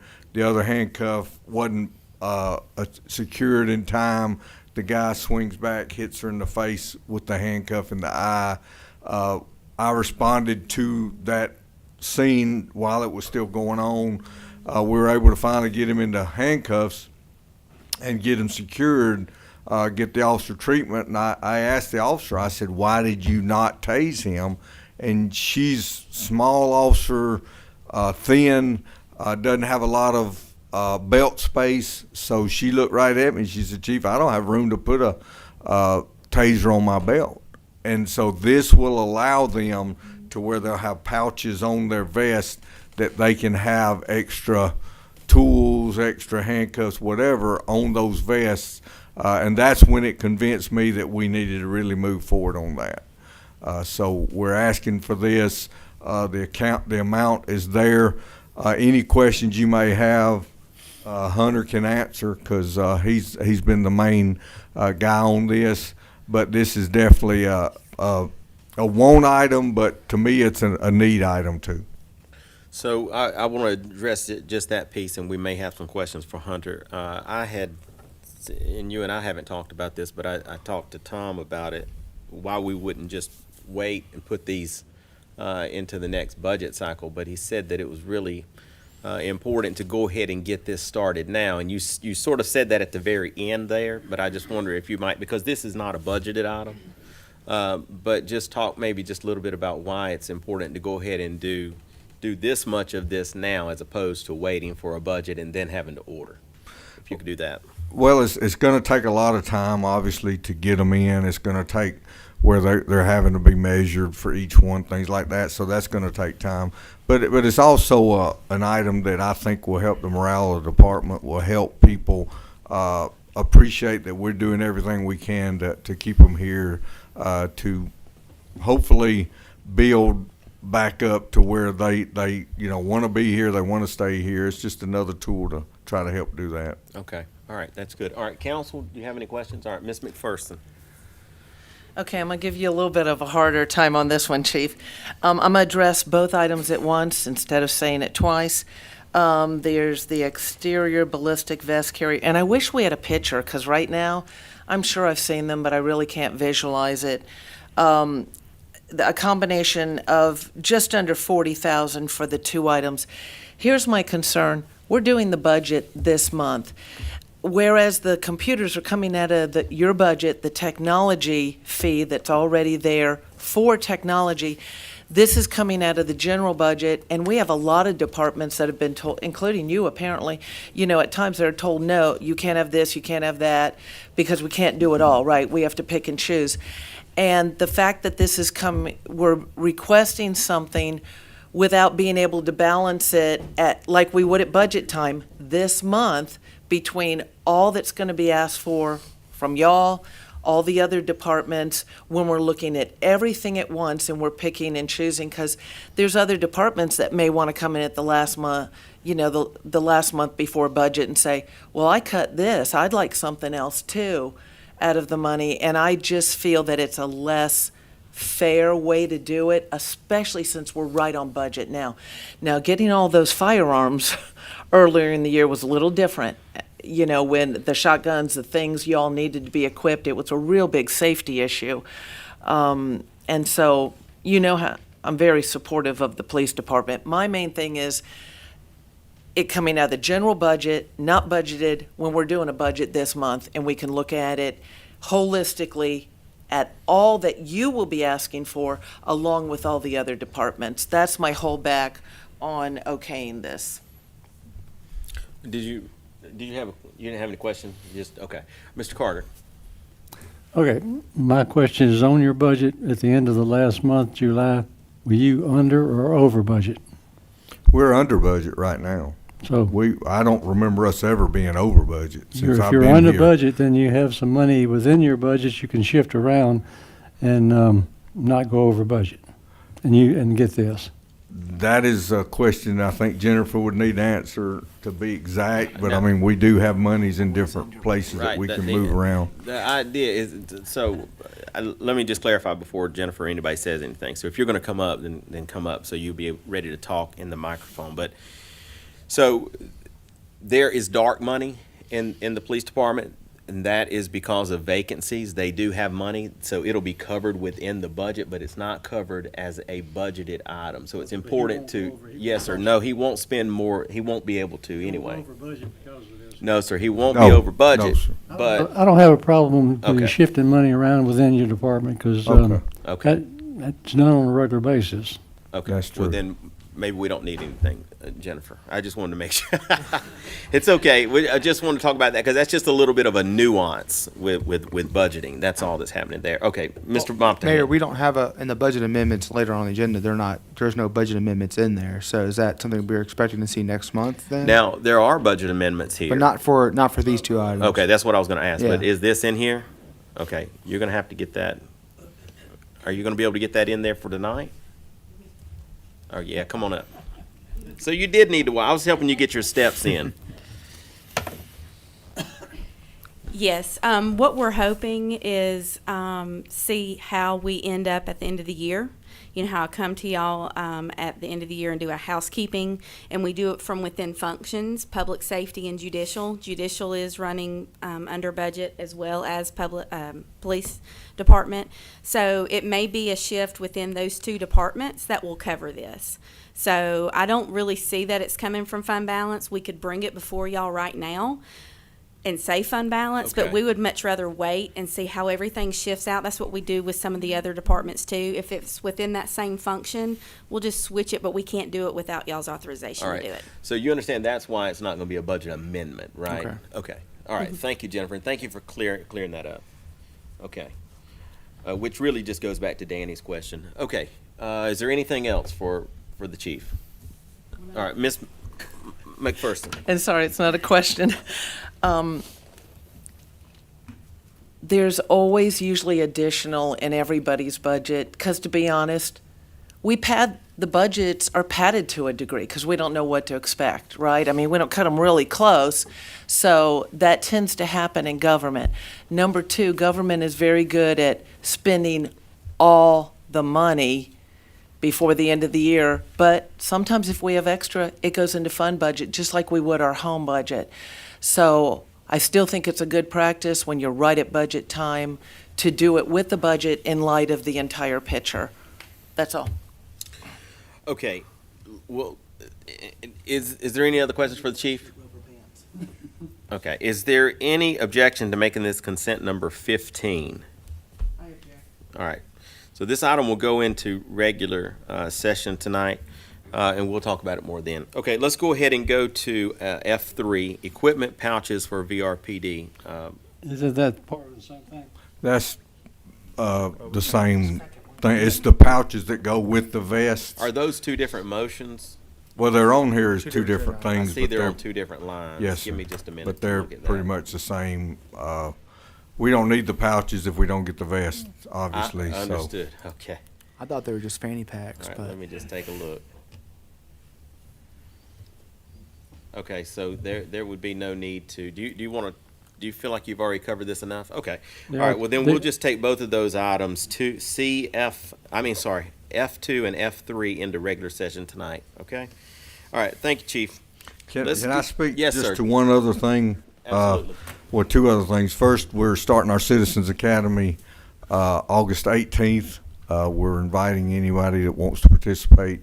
It's a program where we have people come to the city and to the PD. We take them to tour the jail. We have the GBI sketch artists come. We just had a lot of cool stuff that they get to do. They learn about the department. We do have room for a few more, so we're inviting anybody. I can get some applications and have them outside for anybody that's interested that are here. It's no cost to the public. We feed them every Thursday night. So we meet for 10 Thursday nights, and just a lot of fun for everybody. But they learn about our department. They learn how professional our folks are and how, well we believe we do the job. So Sure. we hope. Well, so on that, I know you got two things. One, did you get that information to Ken? All right, let's make sure. And then I would like you to have those applications up here for when people leave today and for tonight, if you would. I will. Because that's a really popular Yes. program that we do, and I think And people speak I guess very I'll get highly up, of it. Mr. Mayor, if it's okay, I'll get up during public comment and speak about it That'd be during great. the regular meeting, and I'll have more information with me on that. Okay. The second thing is a grant that we're looking at trying to get. The problem is the deadline is August 15th. Part of this grant requires you guys to be on board with us doing it, and it's a law enforcement training program. And what it is it's a lot of it is dealing with school safety. So we're trying to partner with our local schools. We're trying to get equipment that we can use to help train officers on how to handle these incidents better. We're trying to get equipment that will help us know how to deal and shoot, no-shoot situations, things like that. So the grant is a grant where we pay for it up front and then they reimburse us. So it would, but it's no matching grant. It's nothing like that to where, so it's basically we get the money back 100% as long as the grant's approved and things like that. Well, you said that the deadline for that was the 15th, which I guess is next Monday, right? Mm-hmm. So will you have something for us tonight to show that approval? The problem is getting all the prices for everything because we've been working on this for the last week or so trying to get it done. We're getting most of it, and we can give you a no more than probably, if that's okay. So we can do it two ways. One, you can try to get me a not to exceed. Okay. That we could probably look at tonight. Yes, sir. There is just one other caveat I would throw out there. It's possible we may have a special called meeting later this week, but I can't say for sure. Okay. So let's try to get us a not to exceed Okay. first, if you could do that. I think that'd be very helpful. It's 100% grant, right? Yes.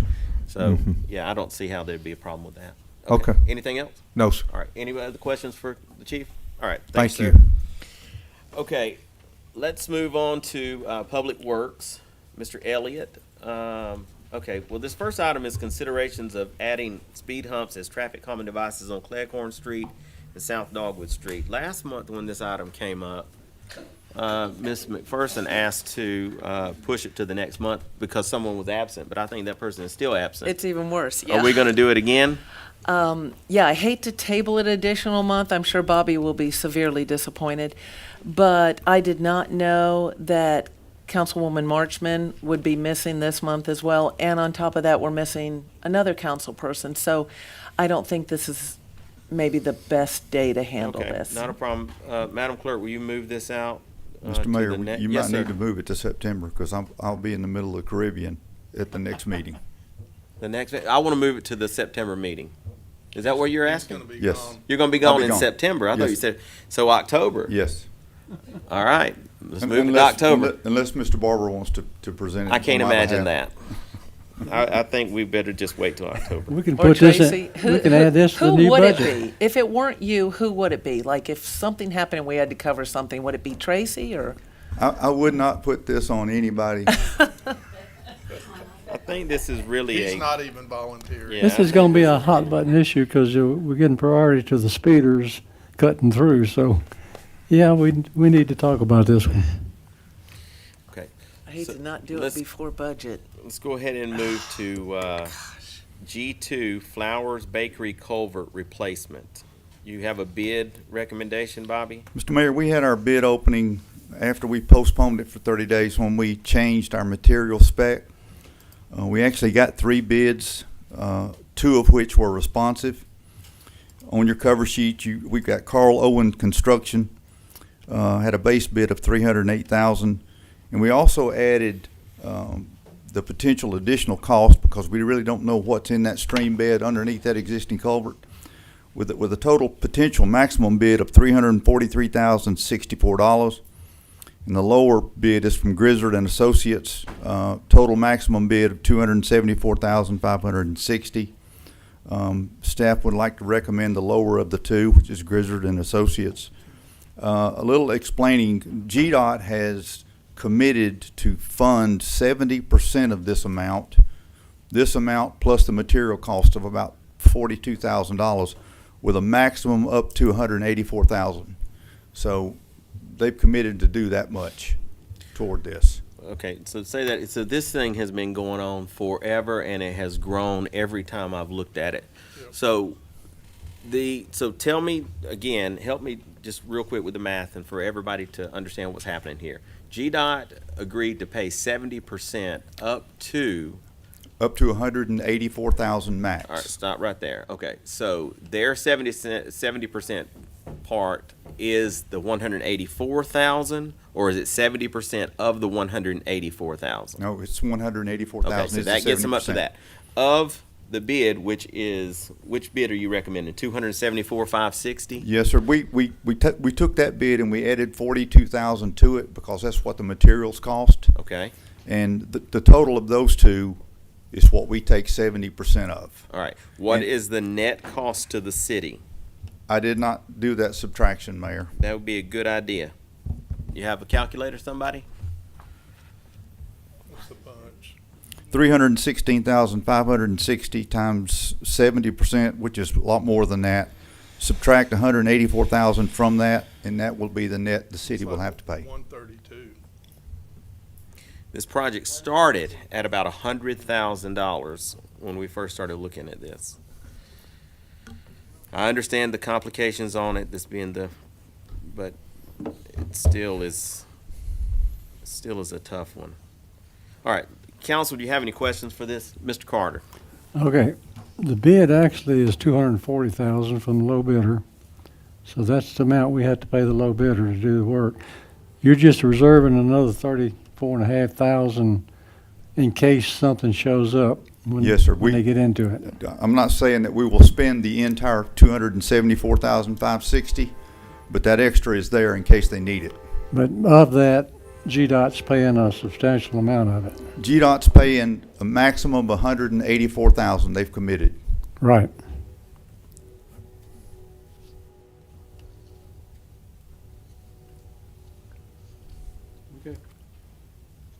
Well, that only leaves 90,000. Add the material cost to that. Then add back that's how you get to the 132. Okay, all right, thank you, Danny. All right, anybody else? Just Ms. real McPherson. quick, because the mayor alluded to the cost differential. I know we couldn't do the original plan. What was it that was missing that we couldn't do? We couldn't get supplies for, or they? We originally spec'd reinforced concrete pipe.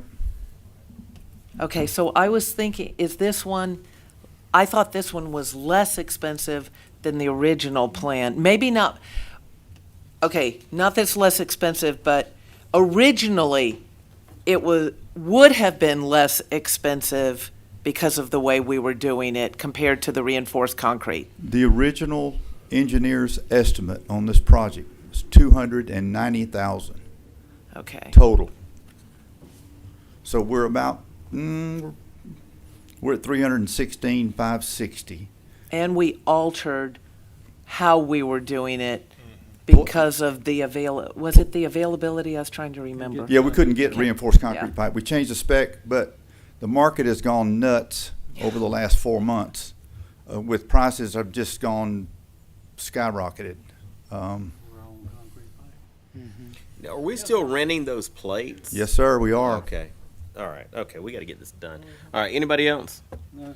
Okay. Is there any? Those plates alone are incredibly expensive, and that's a cost over and above all Yes, sir. of the rest of this. Is there any objection to making this consent number 15? All right. Okay, Bobby. Maybe we'll finally get this thing done. Thank you, sir. Thank you. Okay, let's go to H1. Does anybody want to take a break? Where are we at? We're almost done. Let's see. These should be easy. Eric does a pretty good job. Okay, let's just go. All right, H1, purchase of portable bypass pump. Eric, come on up. Good morning. Go ahead. Good morning. So this is for a portable bypass pump. We currently have 32 lift stations with a smaller bypass pump at this point. The problem is the majority of our stations that have a lot higher flow and to push up more up a hill need a bigger pump. We've had to rent pumps in the past, and we're also at the mercy of the companies if they have the pump or not. So we're looking at it, and I got 3 quotes, I reached out to get 3 quotes, and I only received 1 back, and that was from Xylem. And we actually, the positive note on that is we have a lot of experience with them. Our current smaller pump we have right now is the same brand, so we know how to work on them, operate them, and we have a great relationship with that company of communication, meaning in the middle of the night if we need them, they answer their phone. And also another thing that would be nice with this system, so staff doesn't have to be in here until 1 in the morning. On some calls, they could, we put what they're called floats in there, and pretty much the pump can run by itself all night long. And Okay. Eric, did you write your own cover sheet? I did. You did? You did write it? Yeah. Okay. So, yeah. Sorry. So at the so on your motion, just I want you to clean your language up a little bit there. Okay. On the just staff moves. Just make that into what looks like a council member makes the motion. If you would do that, it's not a big deal. It just Absolutely. cleans that up. Okay, council, do you have any questions for Eric on this bypass pump? Mr. Carter. This is something that's temporarily used when the pump goes down, and we have 2 pumps in each lift station. That is correct. We have had it before where it can be the electronics go down, meaning no pumps run, multiple reasons for that. We've also had to use the bypass pumps for whenever we do some sort of modification at the lift station as well. Is this something you just stays parked outside the lift station and?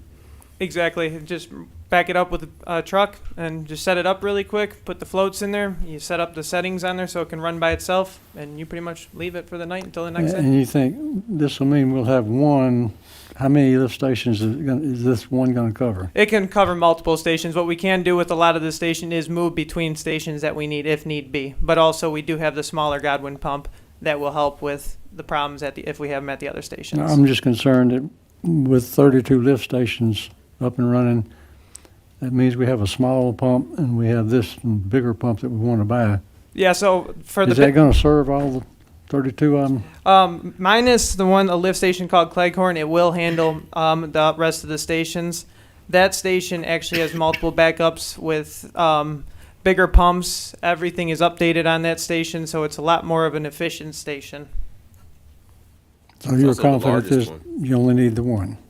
Yes, I need that one. The one that I'm asking for right now is one that can handle the bigger the stations that we honestly have more problems with. That the little one can't handle. Okay. Exactly. Okay. Okay. Anybody else? Okay. Is there any objection to making this consent number 16? Okay. Let's do H2, lift station supervisory control and data acquisition upgrade. SCADA. Go ahead, Eric. This is the next set of 4 out of 5 lift station SCADA upgrades. I just wanted to put in there that we have the SCADA that y'all approved, and it's actually working tremendously. It goes into a little bit more in depth, so staff can catch problems before they actually become problems where we're getting called in. I've noticed already that we don't have to come in as near as much as we used to, 1, 2, 3 in the morning, because that just happened a lot. So SCADA's been working great on it, and but we have 12 stations on there, and now we're working on getting an additional 6 that you approved last time, and then we have 1 more after this at this point. Okay, and this is at a cost of $57,832, which is budgeted. And on your sheet here, you did do this one. Did you do this one? I did do this one. Correct. Yes. Okay, good. Mr. Carter. Okay. Refresh my memory, since this is number 4 or 5, on the first 3, what was the price on those? And I apologize for not mentioning that. The first one was 48 with labor and stuff. It went up a little bit, so it went up to 51,000, I believe. The next one after that was 50,000, and the reason that this is more money is because this SCADA that we are upgrading is a little bit older of a system, and it doesn't have level readings on there. By doing this you can look on SCADA, you can read the levels, and it can communicate with staff 24/7 on So what the levels This are. is a more sophisticated skater? Exactly. Okay. All right, anybody else? Okay, is there any objection to making this consent number 17? Okay, let's go to H3, Parks and Drum Screen Improvements. Eric? So this is for at the West Plant, our influent. This system removes all the foreign product that comes into the wastewater plants. Without this system, it would cause, with it going down, would cause any kind of debris to get into the system.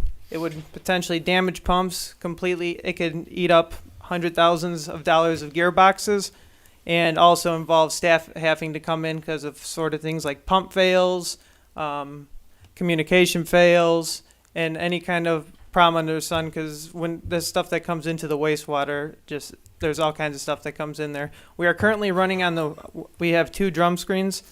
We're running on drum screen number 2 at this point. We do have drum screen number 1 on standby if we need it, but the drum is met its full life. It's got cracks in it, and it's more of a backup at this point if for some reason our main one goes down, but we're trying not to run this one at all until we get approval, because it's got a potential of damaging more equipment on the system. Okay, so it almost sounds like this is either an emergency request or really close to an emergency. Is that what To be we're talking honest about? with 'Cause you, it's yes. not budgeted. Yeah, so- it is not budgeted, and it is getting to the point where it's going to become emergency. I'm just trying to be proactive on it, so it's Okay. the lead times are extremely long too. Tell them about number 3. We do have a 3rd drum screen coming in. I would have to look back to see exact when it's being delivered at this point, but so we will have available of 3 drum screens in set rotation with each other to back them up. But at this point, we're mainly focusing with running 1 right now. Okay, council, you have any questions? Okay, any objections to making this C consent number 18? No. All right, very good. All right, thank you, Eric. Thank you. All right, let's go on to finance. Jennifer's going to come up and talk to us about fiscal year 22 budget amendments numbers 299 through 304. Yes, sir. You ready? Go ahead. Okay. The first one is a police donation of $2,000. So it's revenue coming in, putting it in their expenditure line item, and they will be using the funds for team building, education, and training. The second line item is the second budget amendment is an item that was on this agenda regarding the laptops that we're going to be using the technology fund. It's its own separate fund. That means it has its own separate fund balance. Currently, there's like $96,000 in that fund balance. So we would be using $12,490 of that for the laptops. And then the last budget amendment is funding for the gymnastics camp and gymnastics classes, which is new for this year. Had a very great turnout, but we need to amend the budget for 70% of the revenue that we received so that we can pay the instructor and all the fees associated with that, which totaled $21,935. Any questions, council? Just quickly, that one pretty much pays for itself. It does. Right. Mm-hmm. Councilman Carter? Okay. Can we put this one on consent? I can't remember the budget amendments. No? Generally, we do not put budget amendments on consent. We Okay. do. We normally put the budget amendments on the consent. We shouldn't. We shouldn't. Okay. Well, we won't. But how about that? Well, generally, I think it's probably, It's never I'm try- controversial I think at all. because it does have to do sometimes with maybe spending a lot more money somewhere. There's times we've had up to, 10, 15 budget amendments. So it's probably really good for citizens to be able to Okay. see those more specifically. Well, we will not this time, and we'll figure it Okay. out Sure. going forward. All right. We're not putting on a consent, no. Okay, your next item, Jennifer, resolution authorizing participation in the Georgia Fund 1 investment pool. Sure. As you are aware, interest rates have been rising on the borrowing side as well as the investment side. The city manager had asked me to look at our different options. Now that we have cash in the bank as well as the ARPA funds, even though the ARPA funds are going to be spent on a water and sewer project, as you know, that takes time. So we have the cash sitting in the bank. Currently, we do bank with Synovus, have a great relationship with them. But I think the last statement, we earned around 1% interest on the money that we had invested with them or in our accounts. This is one option that is available to government entities, cities, and counties. It's called the Georgia Fund 1 Investment Pool. And this would be an option that we could consider after, of course, we ask for y'all's approval, that we could look into because it does require a resolution. But just to kind of give you a little bit of a background on Georgia Fund 1, it was created by OCGA 36838 and is a stable asset value investment pool that follows Standard & Poor's criteria for AAA-F rated money market funds and is regulated by the Georgia Office of State Treasury. The pool's primary objectives are safety of capital, investment income, liquidity, diversification while maintaining principal. I used this as one of our options when I was at the county. It provides a higher interest rate or higher yield, but also provides liquidity so that, you know, it's not tied down to like a CD would be. And right now with interest rates continually to increase, we don't really want to invest in anything that's going to keep us at a fixed rate for even a short period of time. The Georgia Fund 1 for July, the interest rate was 1.56, so it is better or higher than your local or your normal bank interest rates. So this would just be asking y'all's approval to adopt a resolution that Georgia Fund 1 has in order for us to start the process of opening up account. We would still look at other options, but this would allow us to have that option available if we do choose to do so. Okay. Council, any questions?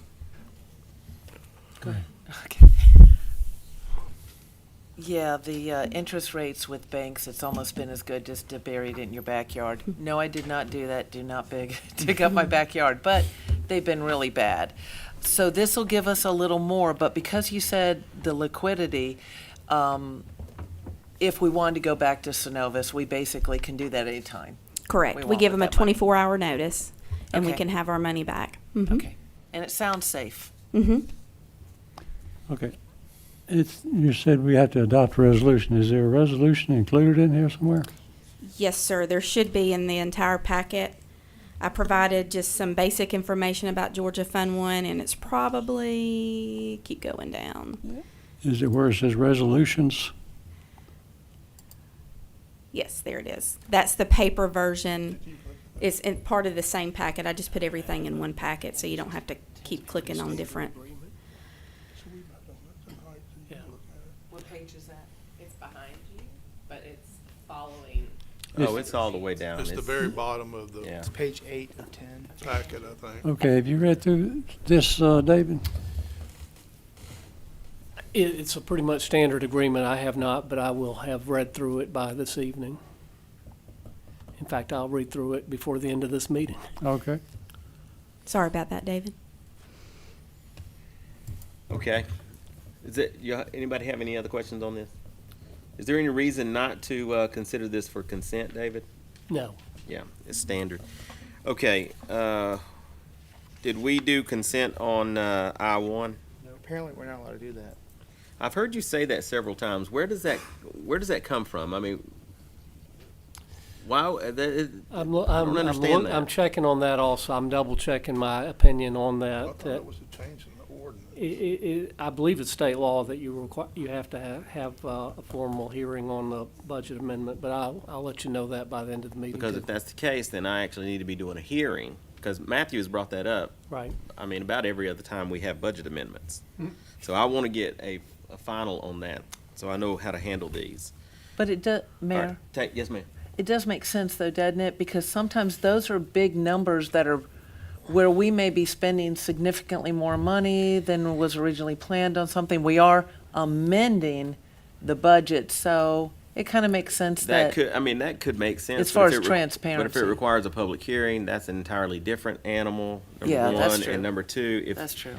we might spend $500,000 on something out there that John's trying to do and it's still a lot of money. It may not, ever come up. It's So it not can't the be amount of just money. that. It has to be the ordinance It's the- piece or something like that. It's a- But Well, the let's just let original- David get to it, and The we'll. original budget required a hearing, so that So makes let's sense. take item 1 into the regular, and then I want to make, if there are no objections, I-2, consent number 19. No All right. objection. Okay, thank you, Jennifer. All right, let's move on to J1, approval of work order 17003.19A with Brennan Jones to design the relocation of the Shoreline lift station. Tom. All right, back in 21 or earlier, we started taking a look at the capacity issue at the north plant. And the reason that we were doing that is Bobby and I were starting to work with the landowners in Mirror Lake, and we knew that we were working toward a revised zoning for Mirror Lake, and we were going to build more houses, and there was going to be more volume going to the plant. So one of our initial thoughts was that we would take the Shoreline lift station, which sits on the west end of the lake and currently pumps directly to the north plant. We would turn that force main around, and instead of pumping to the south end of the lake, we would pump to Cleghorn, and then the flow would go all the way to the west plant. So all well and good. So we started working on the force main routing, which is going to go through what's the name of that road across? Something Circle. Parkway? Parkview? Parkway. So we were going to route the force main, through that neighborhood across from Miss McPherson to get to Cleghorn. Well, as it's turned out, with the rezoning that y'all approved in Mirror Lake and we now know what the housing volumes are going to be. The current lift station is not big enough. So instead of just rerouting it, we're going to have to rebuild it. And the location that it's in is hard to deal with. So we're going to actually relocate it across the street. Right? And we're going to have to move a gas line when we do that. So it's going to be an expensive project. It'll be, $1.5 million or something to rebuild it. So what this is doing is this is authorizing us to have Brennan start doing that lift station design, and then he'll see it all the way through. So he'll design it, he'll put the bid document together and help us evaluate it. He'll oversee the construction, not just of the lift station, but the force main that will run from the new location. So this is a big one. This is going to be a GFA loan.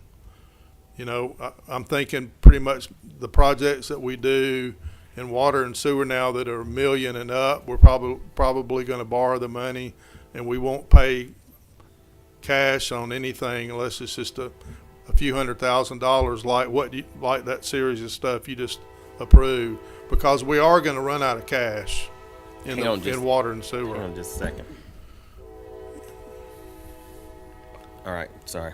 So we're making a lot of improvements in the system, and we're seeing it in the number of times that we're having failures. The north plant is not far, and I'm talking just months now, from all the projects that we know of being done.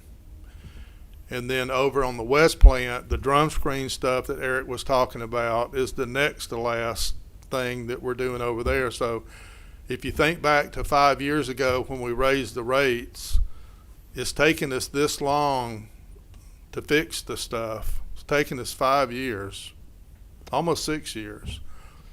So this is sort of a second phase now where we're starting to not just upgrade lift stations or band-aid them, but we're actually making a really significant investment.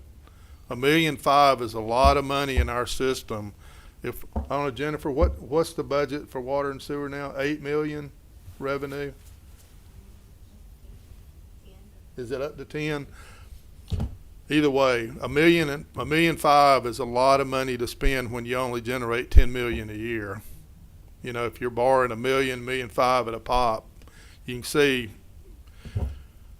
we got to grow. That's what I've been saying, you know, for several years. If we don't add customers and we don't increase that 10 million revenue number, we're stuck. I mean, we're either going to have things that are too small that when we start having spills and then pay fines, or we're going to borrow the money and do some really expensive upgrades. So this is going to be the first. The Chapman lift station at First Baptist is on hold now. So Jim Chapman, who was going to build the townhomes next to First Baptist, has walked away from the deal. He lost his financing because of the interest rate increase. But we still got Avamore to do, which is going to be several $1 million, not just $1.5 million. So this is the first. So get ready. So this is a probably projected to be about a $1.5 million project, but this $148,000 is to get this project, the engineering started and the design. This is not budgeted money, so here, when do you plan to bring the budget amendment? It'll be a GFA loan, so it'll be tied in that.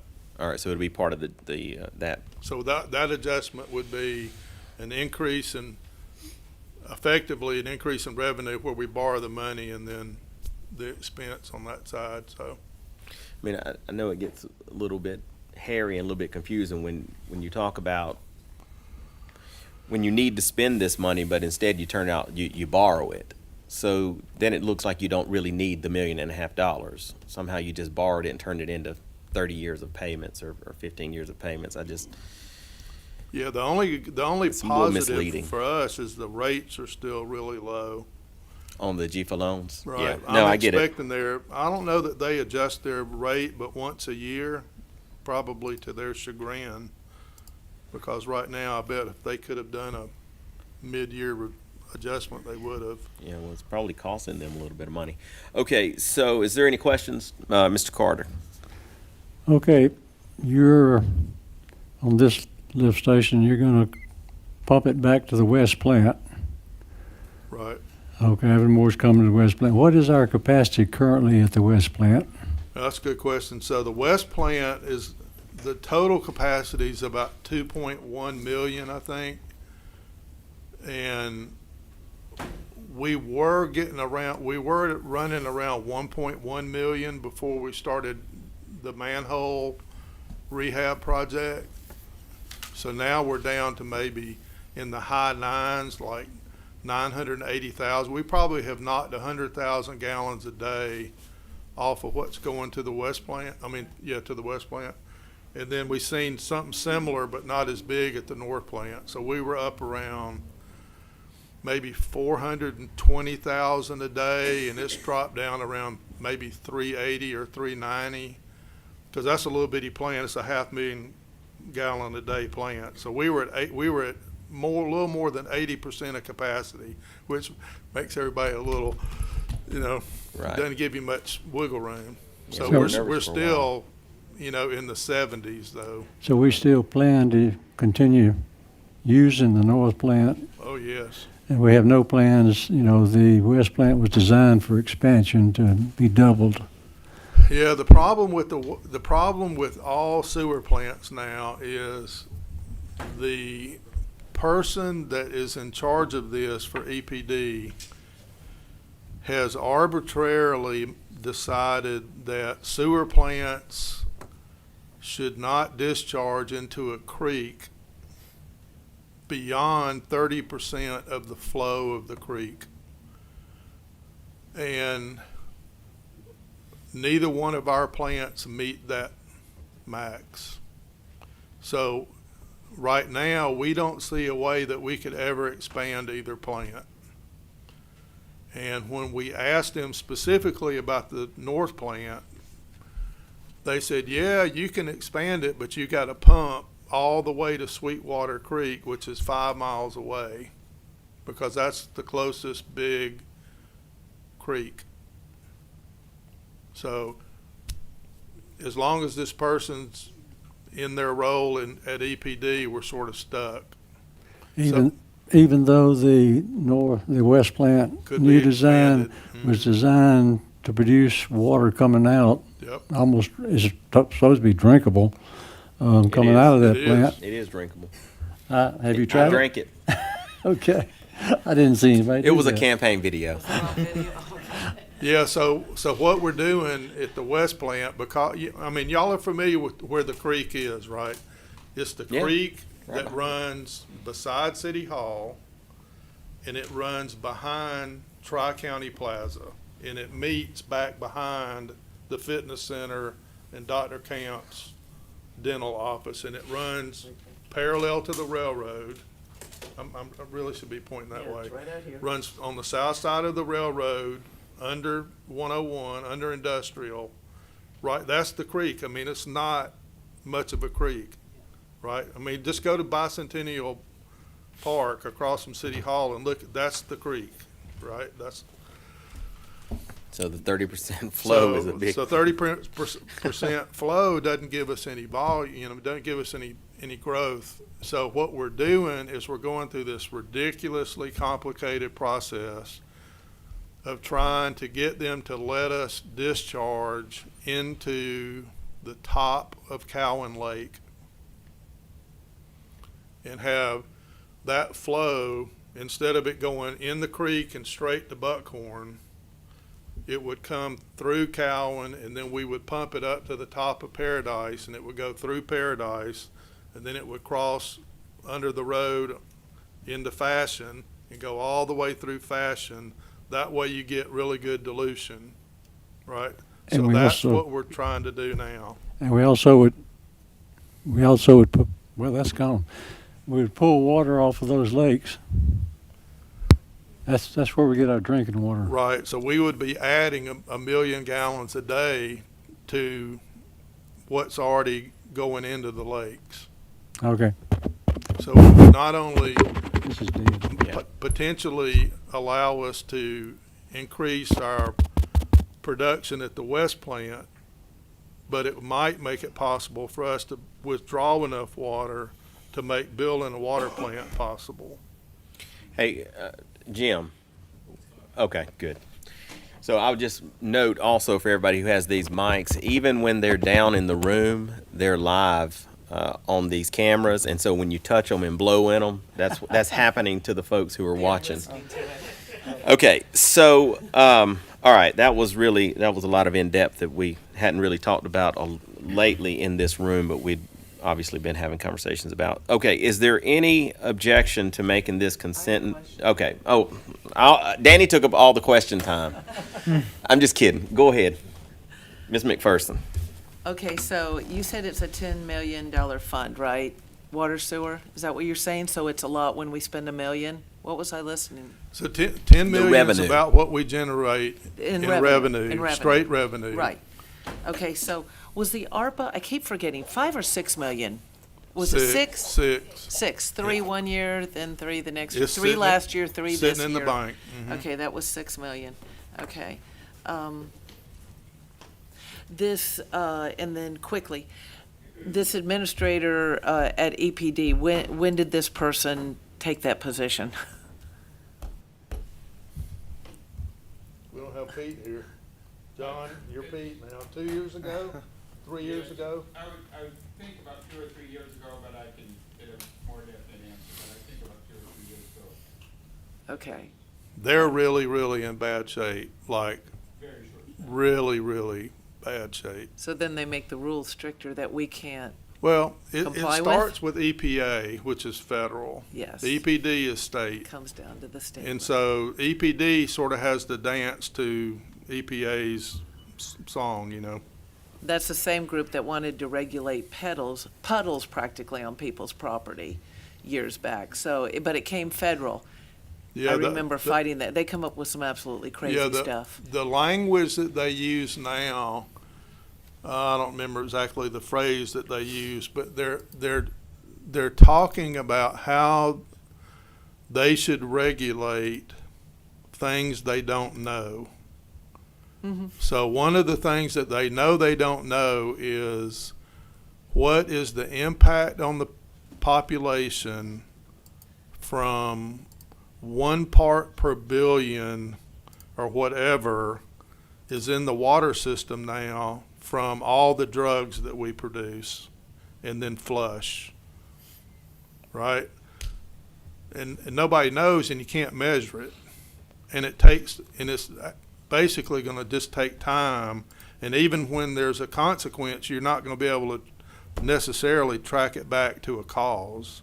So they're looking for ways to treat these this ridiculously small quantities of contaminants from all the psychotics that we take, and all just think about all the medications that we consume. Well, a lot of them get just thrown in the system, from people that don't use them all. Painkillers, they don't know. They just don't know. But they don't know how many go in the system either. That's all guesswork. No. So there's no way to measure it. When you start talking about a part per billion, there's no technology for that. And they don't believe that at the state level that we care enough about our people that we could figure it out on our. They feel if it's able ultimately to be, responsible, right? I mean, they're EPD. That's their job, is to, try to figure that out. But all that is just money to us, right? If they mandate, everybody has to add this treatment technology to your plant, we're going to have to do it. Even our plant already produces drinkable water. So Your mic. Right. Your mic's not on, Danny. All right, anybody else? Okay, is there any objection to making this consent number 20? None. All right, so let's move on. Tom, I'm gonna let you take J3. We'll take this out of order. We'll let Chris, whoa, he's already up here. Never mind. Yeah, let Chris go. He ran. I got here a I little caught him late. out of the corner of my eye. All right, J2, resolution of support, Georgia Outdoor Stewardship Program, Yes. application and match commitment. Go ahead, Chris. Good afternoon, Mayor, City Council. Been a long meeting for you. I have had to make some modifications to this agenda item because when you're writing grants, things are always very fluid. When you're tallying up the point system for scoring and you're seeing where you're in a deficit in areas that you could actually grow a little more. One thing that our application is kind of lacking is a partnership with another payee, such as the Path Foundation, for example. I used the City of Sandy Springs GOSP application from last year, which was successful, in looking at what they did, what they submitted in their application compared to what we had going and how we could supplement that. So that's one area that we're currently at a deficit of 10 points on. So looking at other areas of the application where we had to pick up points such as changing the match allocation.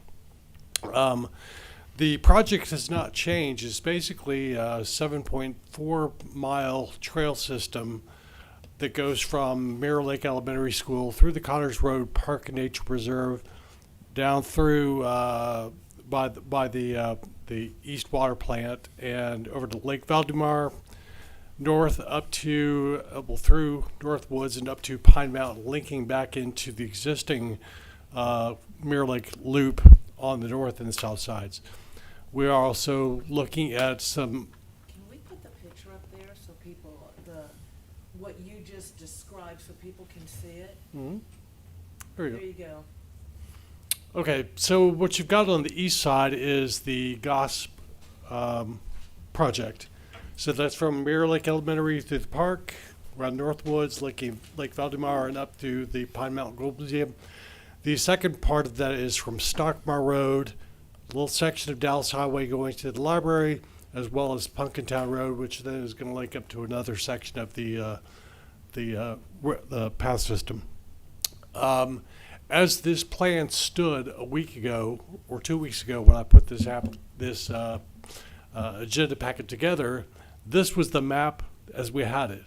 The project at that time was a little over $5 million, and we were looking at a $3 million grant, which put us at a 41% match. Because we need that extra 4 points to offset the 10 we're losing on the partnership. We also included the refurbishment of the existing trails, the path system, which was part of our initial project scope, but in sort of bifurcating the yellow, what you see on the map there, versus the entire thing. Sorry, try to be a little less animated. Basically, what we had to do is we had to increase the project scope cost in order to make our match look a little more competitive to get it above 50%. So what I've done here, and I'll pass this out just a second. We went from the resolution where it was saying we had like a 2-point-something million dollar match up to a $3.6 million match. What that means is we're just recalculating the refurbishment of the existing trails back into the project.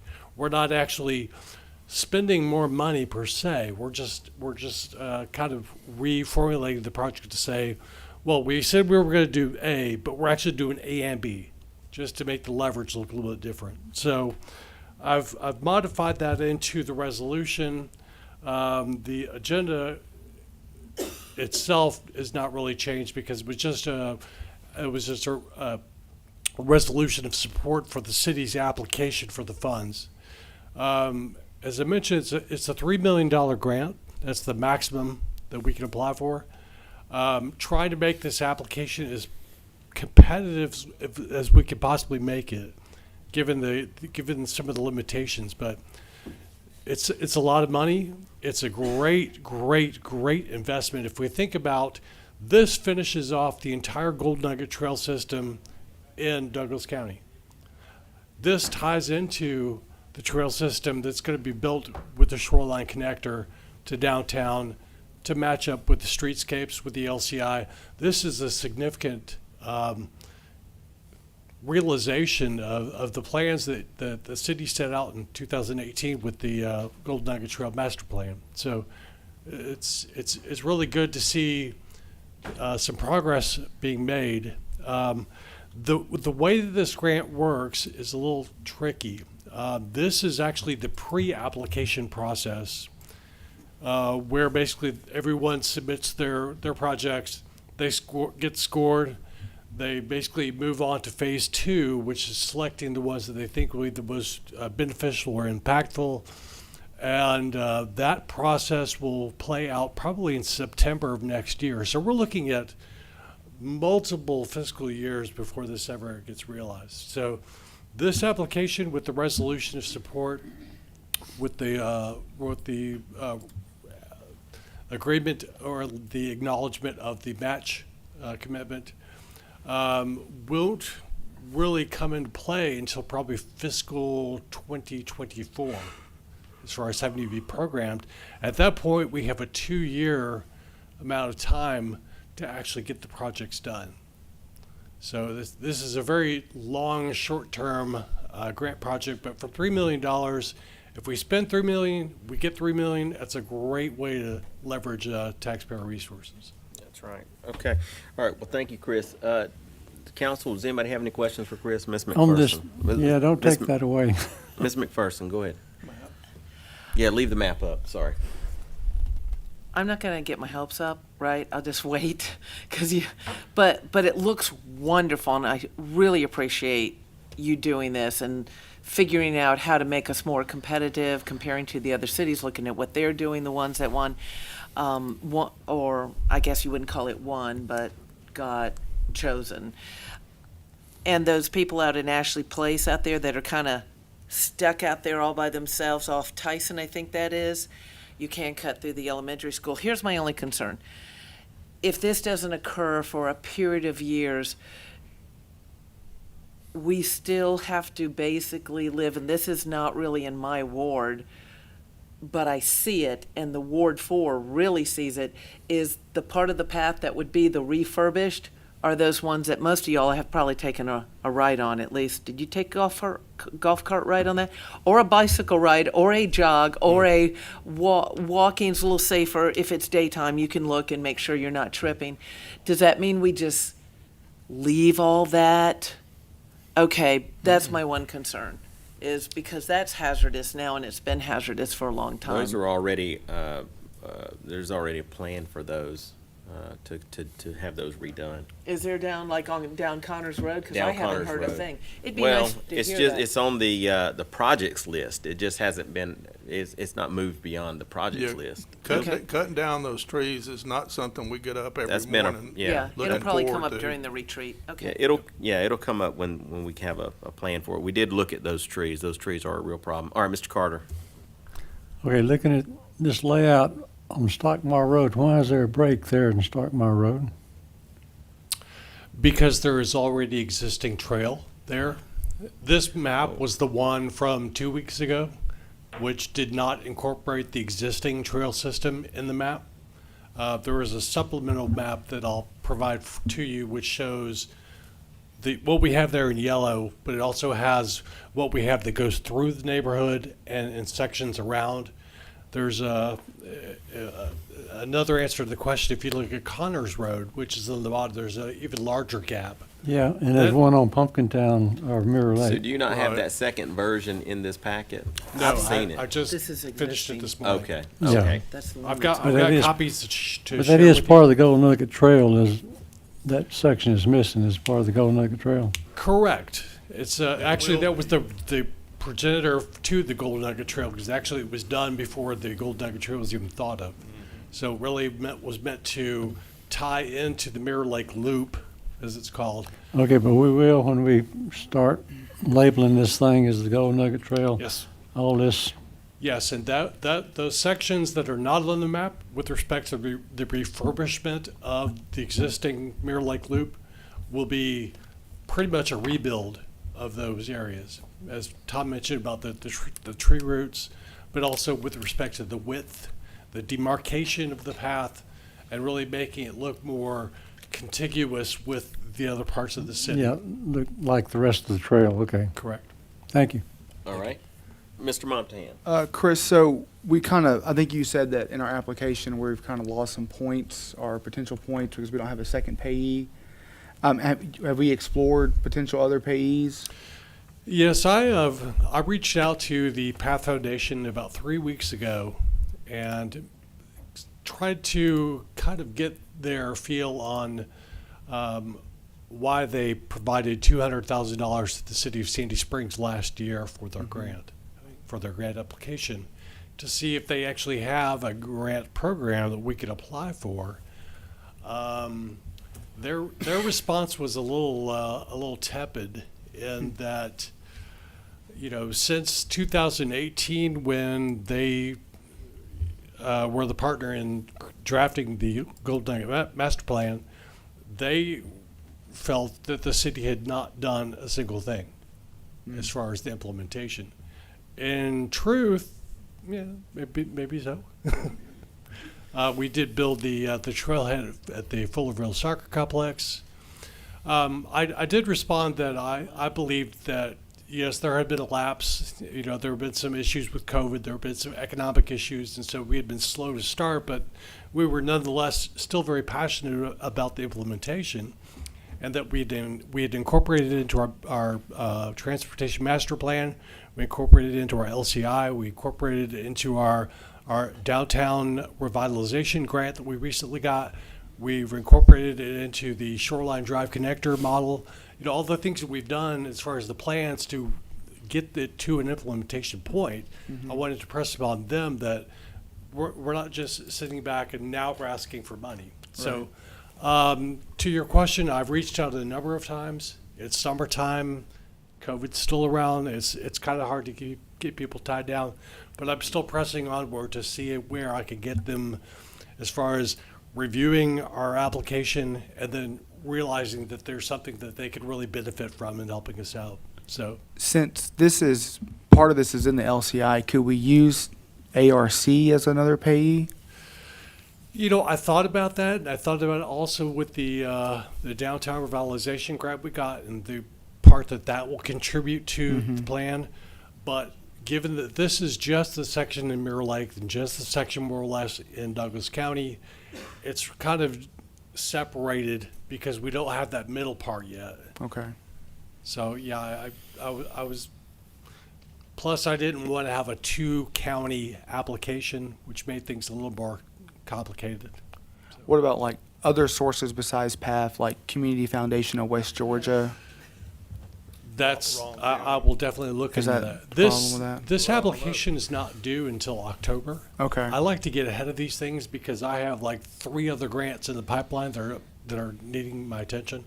Okay. So really just trying to get the resolution of support, then going after the support letters, and then continuing to work on those partnerships to get those points somehow. Okay. And then, you know, we've got until mid-October before we have to hit the send button. But Okay. just want to make sure we've got time to get this stuff moving forward. Great. Thank you. All right. All right, Ms. McPherson. Yeah, one other thing related to the community foundation. I believe back with the prior Parks and Recreation director, that we were going to partner with them in some sort of way where they could hold the donations. You know how they put out grants, but they take donations in from corporations and companies. So whether a local company, whether it was Southwire that wanted to donate or Tanner, anything like that, that would be maybe where the money would go and we would draw from it. And I would venture to guess that they might have been reticent to donate if they didn't see evidence that we were doing it. The same thing they're saying. Yeah. I think if we could provide some assurance or moving forward or something, we might be more likely to get some money that way, right? They saw Butterballs happen, then they see these plans we have for the Nugget Trail, but other than that little trailhead, that's it. Maybe that could help get the ball rolling if they see that we're also doing this. But I think that's an excellent idea. Okay, thank you, Chris. So is there any objection to making this consent number 21? All right. Okay, Tom, let's do J3, approved utility relocation agreement with GDOT for the North Bypass. Okay, back in the late winter, early spring, we had a series of excruciatingly difficult phone calls with GDOT trying to get them to assist us with the cost of relocating our water and sewer lines because of the construction of the roundabouts on both ends of the bypass. And the best that I could get out of them was a 20% commitment to help us with that. And when you read the documents, some of it's confusing because they differentiate between the relocation of existing versus the construction of new. And they call the construction of new water or sewer lines betterment to differentiate it from relocation. So when you're reading that, that's what that word means. And so what's going to happen now, we're going to get a huge cost escalation even from late winter. I told y'all that the bid to do the bypass that was awarded was $26.9 million or something like that. The last estimate was 19 million. So the price we're going to be charged for the relocation is much greater than what that number was based on at the time. So we'll see if we get 20% of the actual number as opposed to 20% of the low estimate number. I don't know that yet. But I need council to approve this agreement so that we'll be guaranteed to at least get this. This $151,426.27. Yeah. Okay. But whatever we do on the North Bypass, not just the relocation of the existing, but the new, is another GFA loan, right? Because we're going to have to put water and sewer along the bypass in order for that area to develop. Okay. In terms of the infrastructure. Okay. Council, does anyone have any questions for Tom on this? All right, Mr. Just- Carter? Yeah, reading through this thing, it looks like right now our part's about 1.15 million. Is that what I'm reading here? I think that's both, isn't it? Yeah, that's both. That's the in That's the kind bet- and yeah, betterment that's the and total the amount. Yeah. Relocation. Okay. Yeah, I mean, it's gonna be more than $1 million project. Yeah. Would expect that. Okay. But remember that we own 75 acres out there too. Yeah. The bypass Going through it. Yeah. cuts through our property. So Yeah. there's the opportunity at some point for us to sell that to a developer. Once the road is in and once the infrastructure is in. Right. Okay, Ms. McPherson, Just to say, that was the sales pitch on us buying that, Yeah. way back. under the previous manager. Yep. I was on the development authority when Yep. we made that move. I mean, looking at it from today, I'd say that was a good decision. Yeah. I thought it was this time. Some folks didn't like how that, but we don't have to go back. Okay, we have reached the end. Let me see if, do we need to get so is there any objection to making this consent number 22? All right, so that'll be consent item number 22. I'm gonna go through the agenda. Mr. Mayor, let me go Yeah, back Mr. also Macklin. on item number I. There were two questions that I need to answer. First one on item number 2 on I. I did look over that agreement and it looks fine, so certainly that ought to be on the consent. Okay, on the investment pool, the Yeah. Georgia Fund 1, okay. And on the budget amendments, I did look, and there's a distinction between the passage of the initial budget, which does require public hearing and separate council, and budget amendments, so I'm gonna retract my statement. I think you can make I-1 a consent item All right, issue. I appreciate that. So for clarity going forward, we can do that. So I'm gonna ask if there are any objections to making I-1 consent number 23.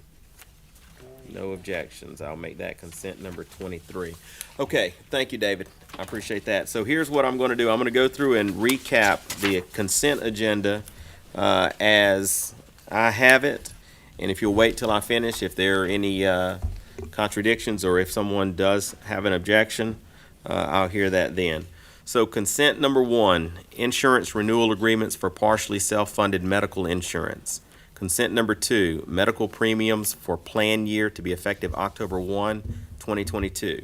Consent number 3, approval of temporary signage for 17th Annual Villorica Frontiers Rodeo. Consent number 4, resolution regarding intergovernmental agreement for local option sales tax distribution in Carroll County. Consent number 5, contract for billboard at Butterball's property. Consent number 6, grant and acceptance of access and utility easements for Water Mist Phase 3. Consent number 7 is Gold Dust Recreation Gymnasium insulation. Consent number 8, 2022 DDA Board reappointment. Consent number 9, Recreation Advisory Commission appointment. Consent number 10, 11, and 12 are Library Advisory reappointments. Consent number 13, Three Rivers Agreement renewal. Consent number 14, in-car laptop computers. Consent number C15, consent number 15 is Flowers Bakery Culvert replacement. Consent number 16, purchase of portable bypass pump. Consent number 17, lift station supervisory control and data acquisition SCADA upgrade. Consent number 18, parks and drum screen improvements. Consent number 19, adopt a resolution authorizing participation in Georgia Fund 1 investment pool. Consent number 20, approval of work order 17003.19A with Brennan Jones to design the relocation of the Shoreline lift station. Consent number 21, resolution of support, Georgia Outdoor Stewardship Program, application and match commitment. Consent number 22, approved utility relocation agreement with GDOT for North Bypass. And consent number 23, fiscal year 22 budget amendments numbers 299 through 304. Does anybody hear anything different? Okay, then that'll be the consent agenda. Let me move on to public comment. Is there anybody here who would like to give public comment today? All right, seeing none, I'll close the public comment proceeding. Mr. Macklin, do you have anything to add? I do not. I still have not received the Douglas County SPLOST agreement, but again, if it comes in before the meeting tonight, I'll send it out. Absolutely. All right, Mr. Barber, anything?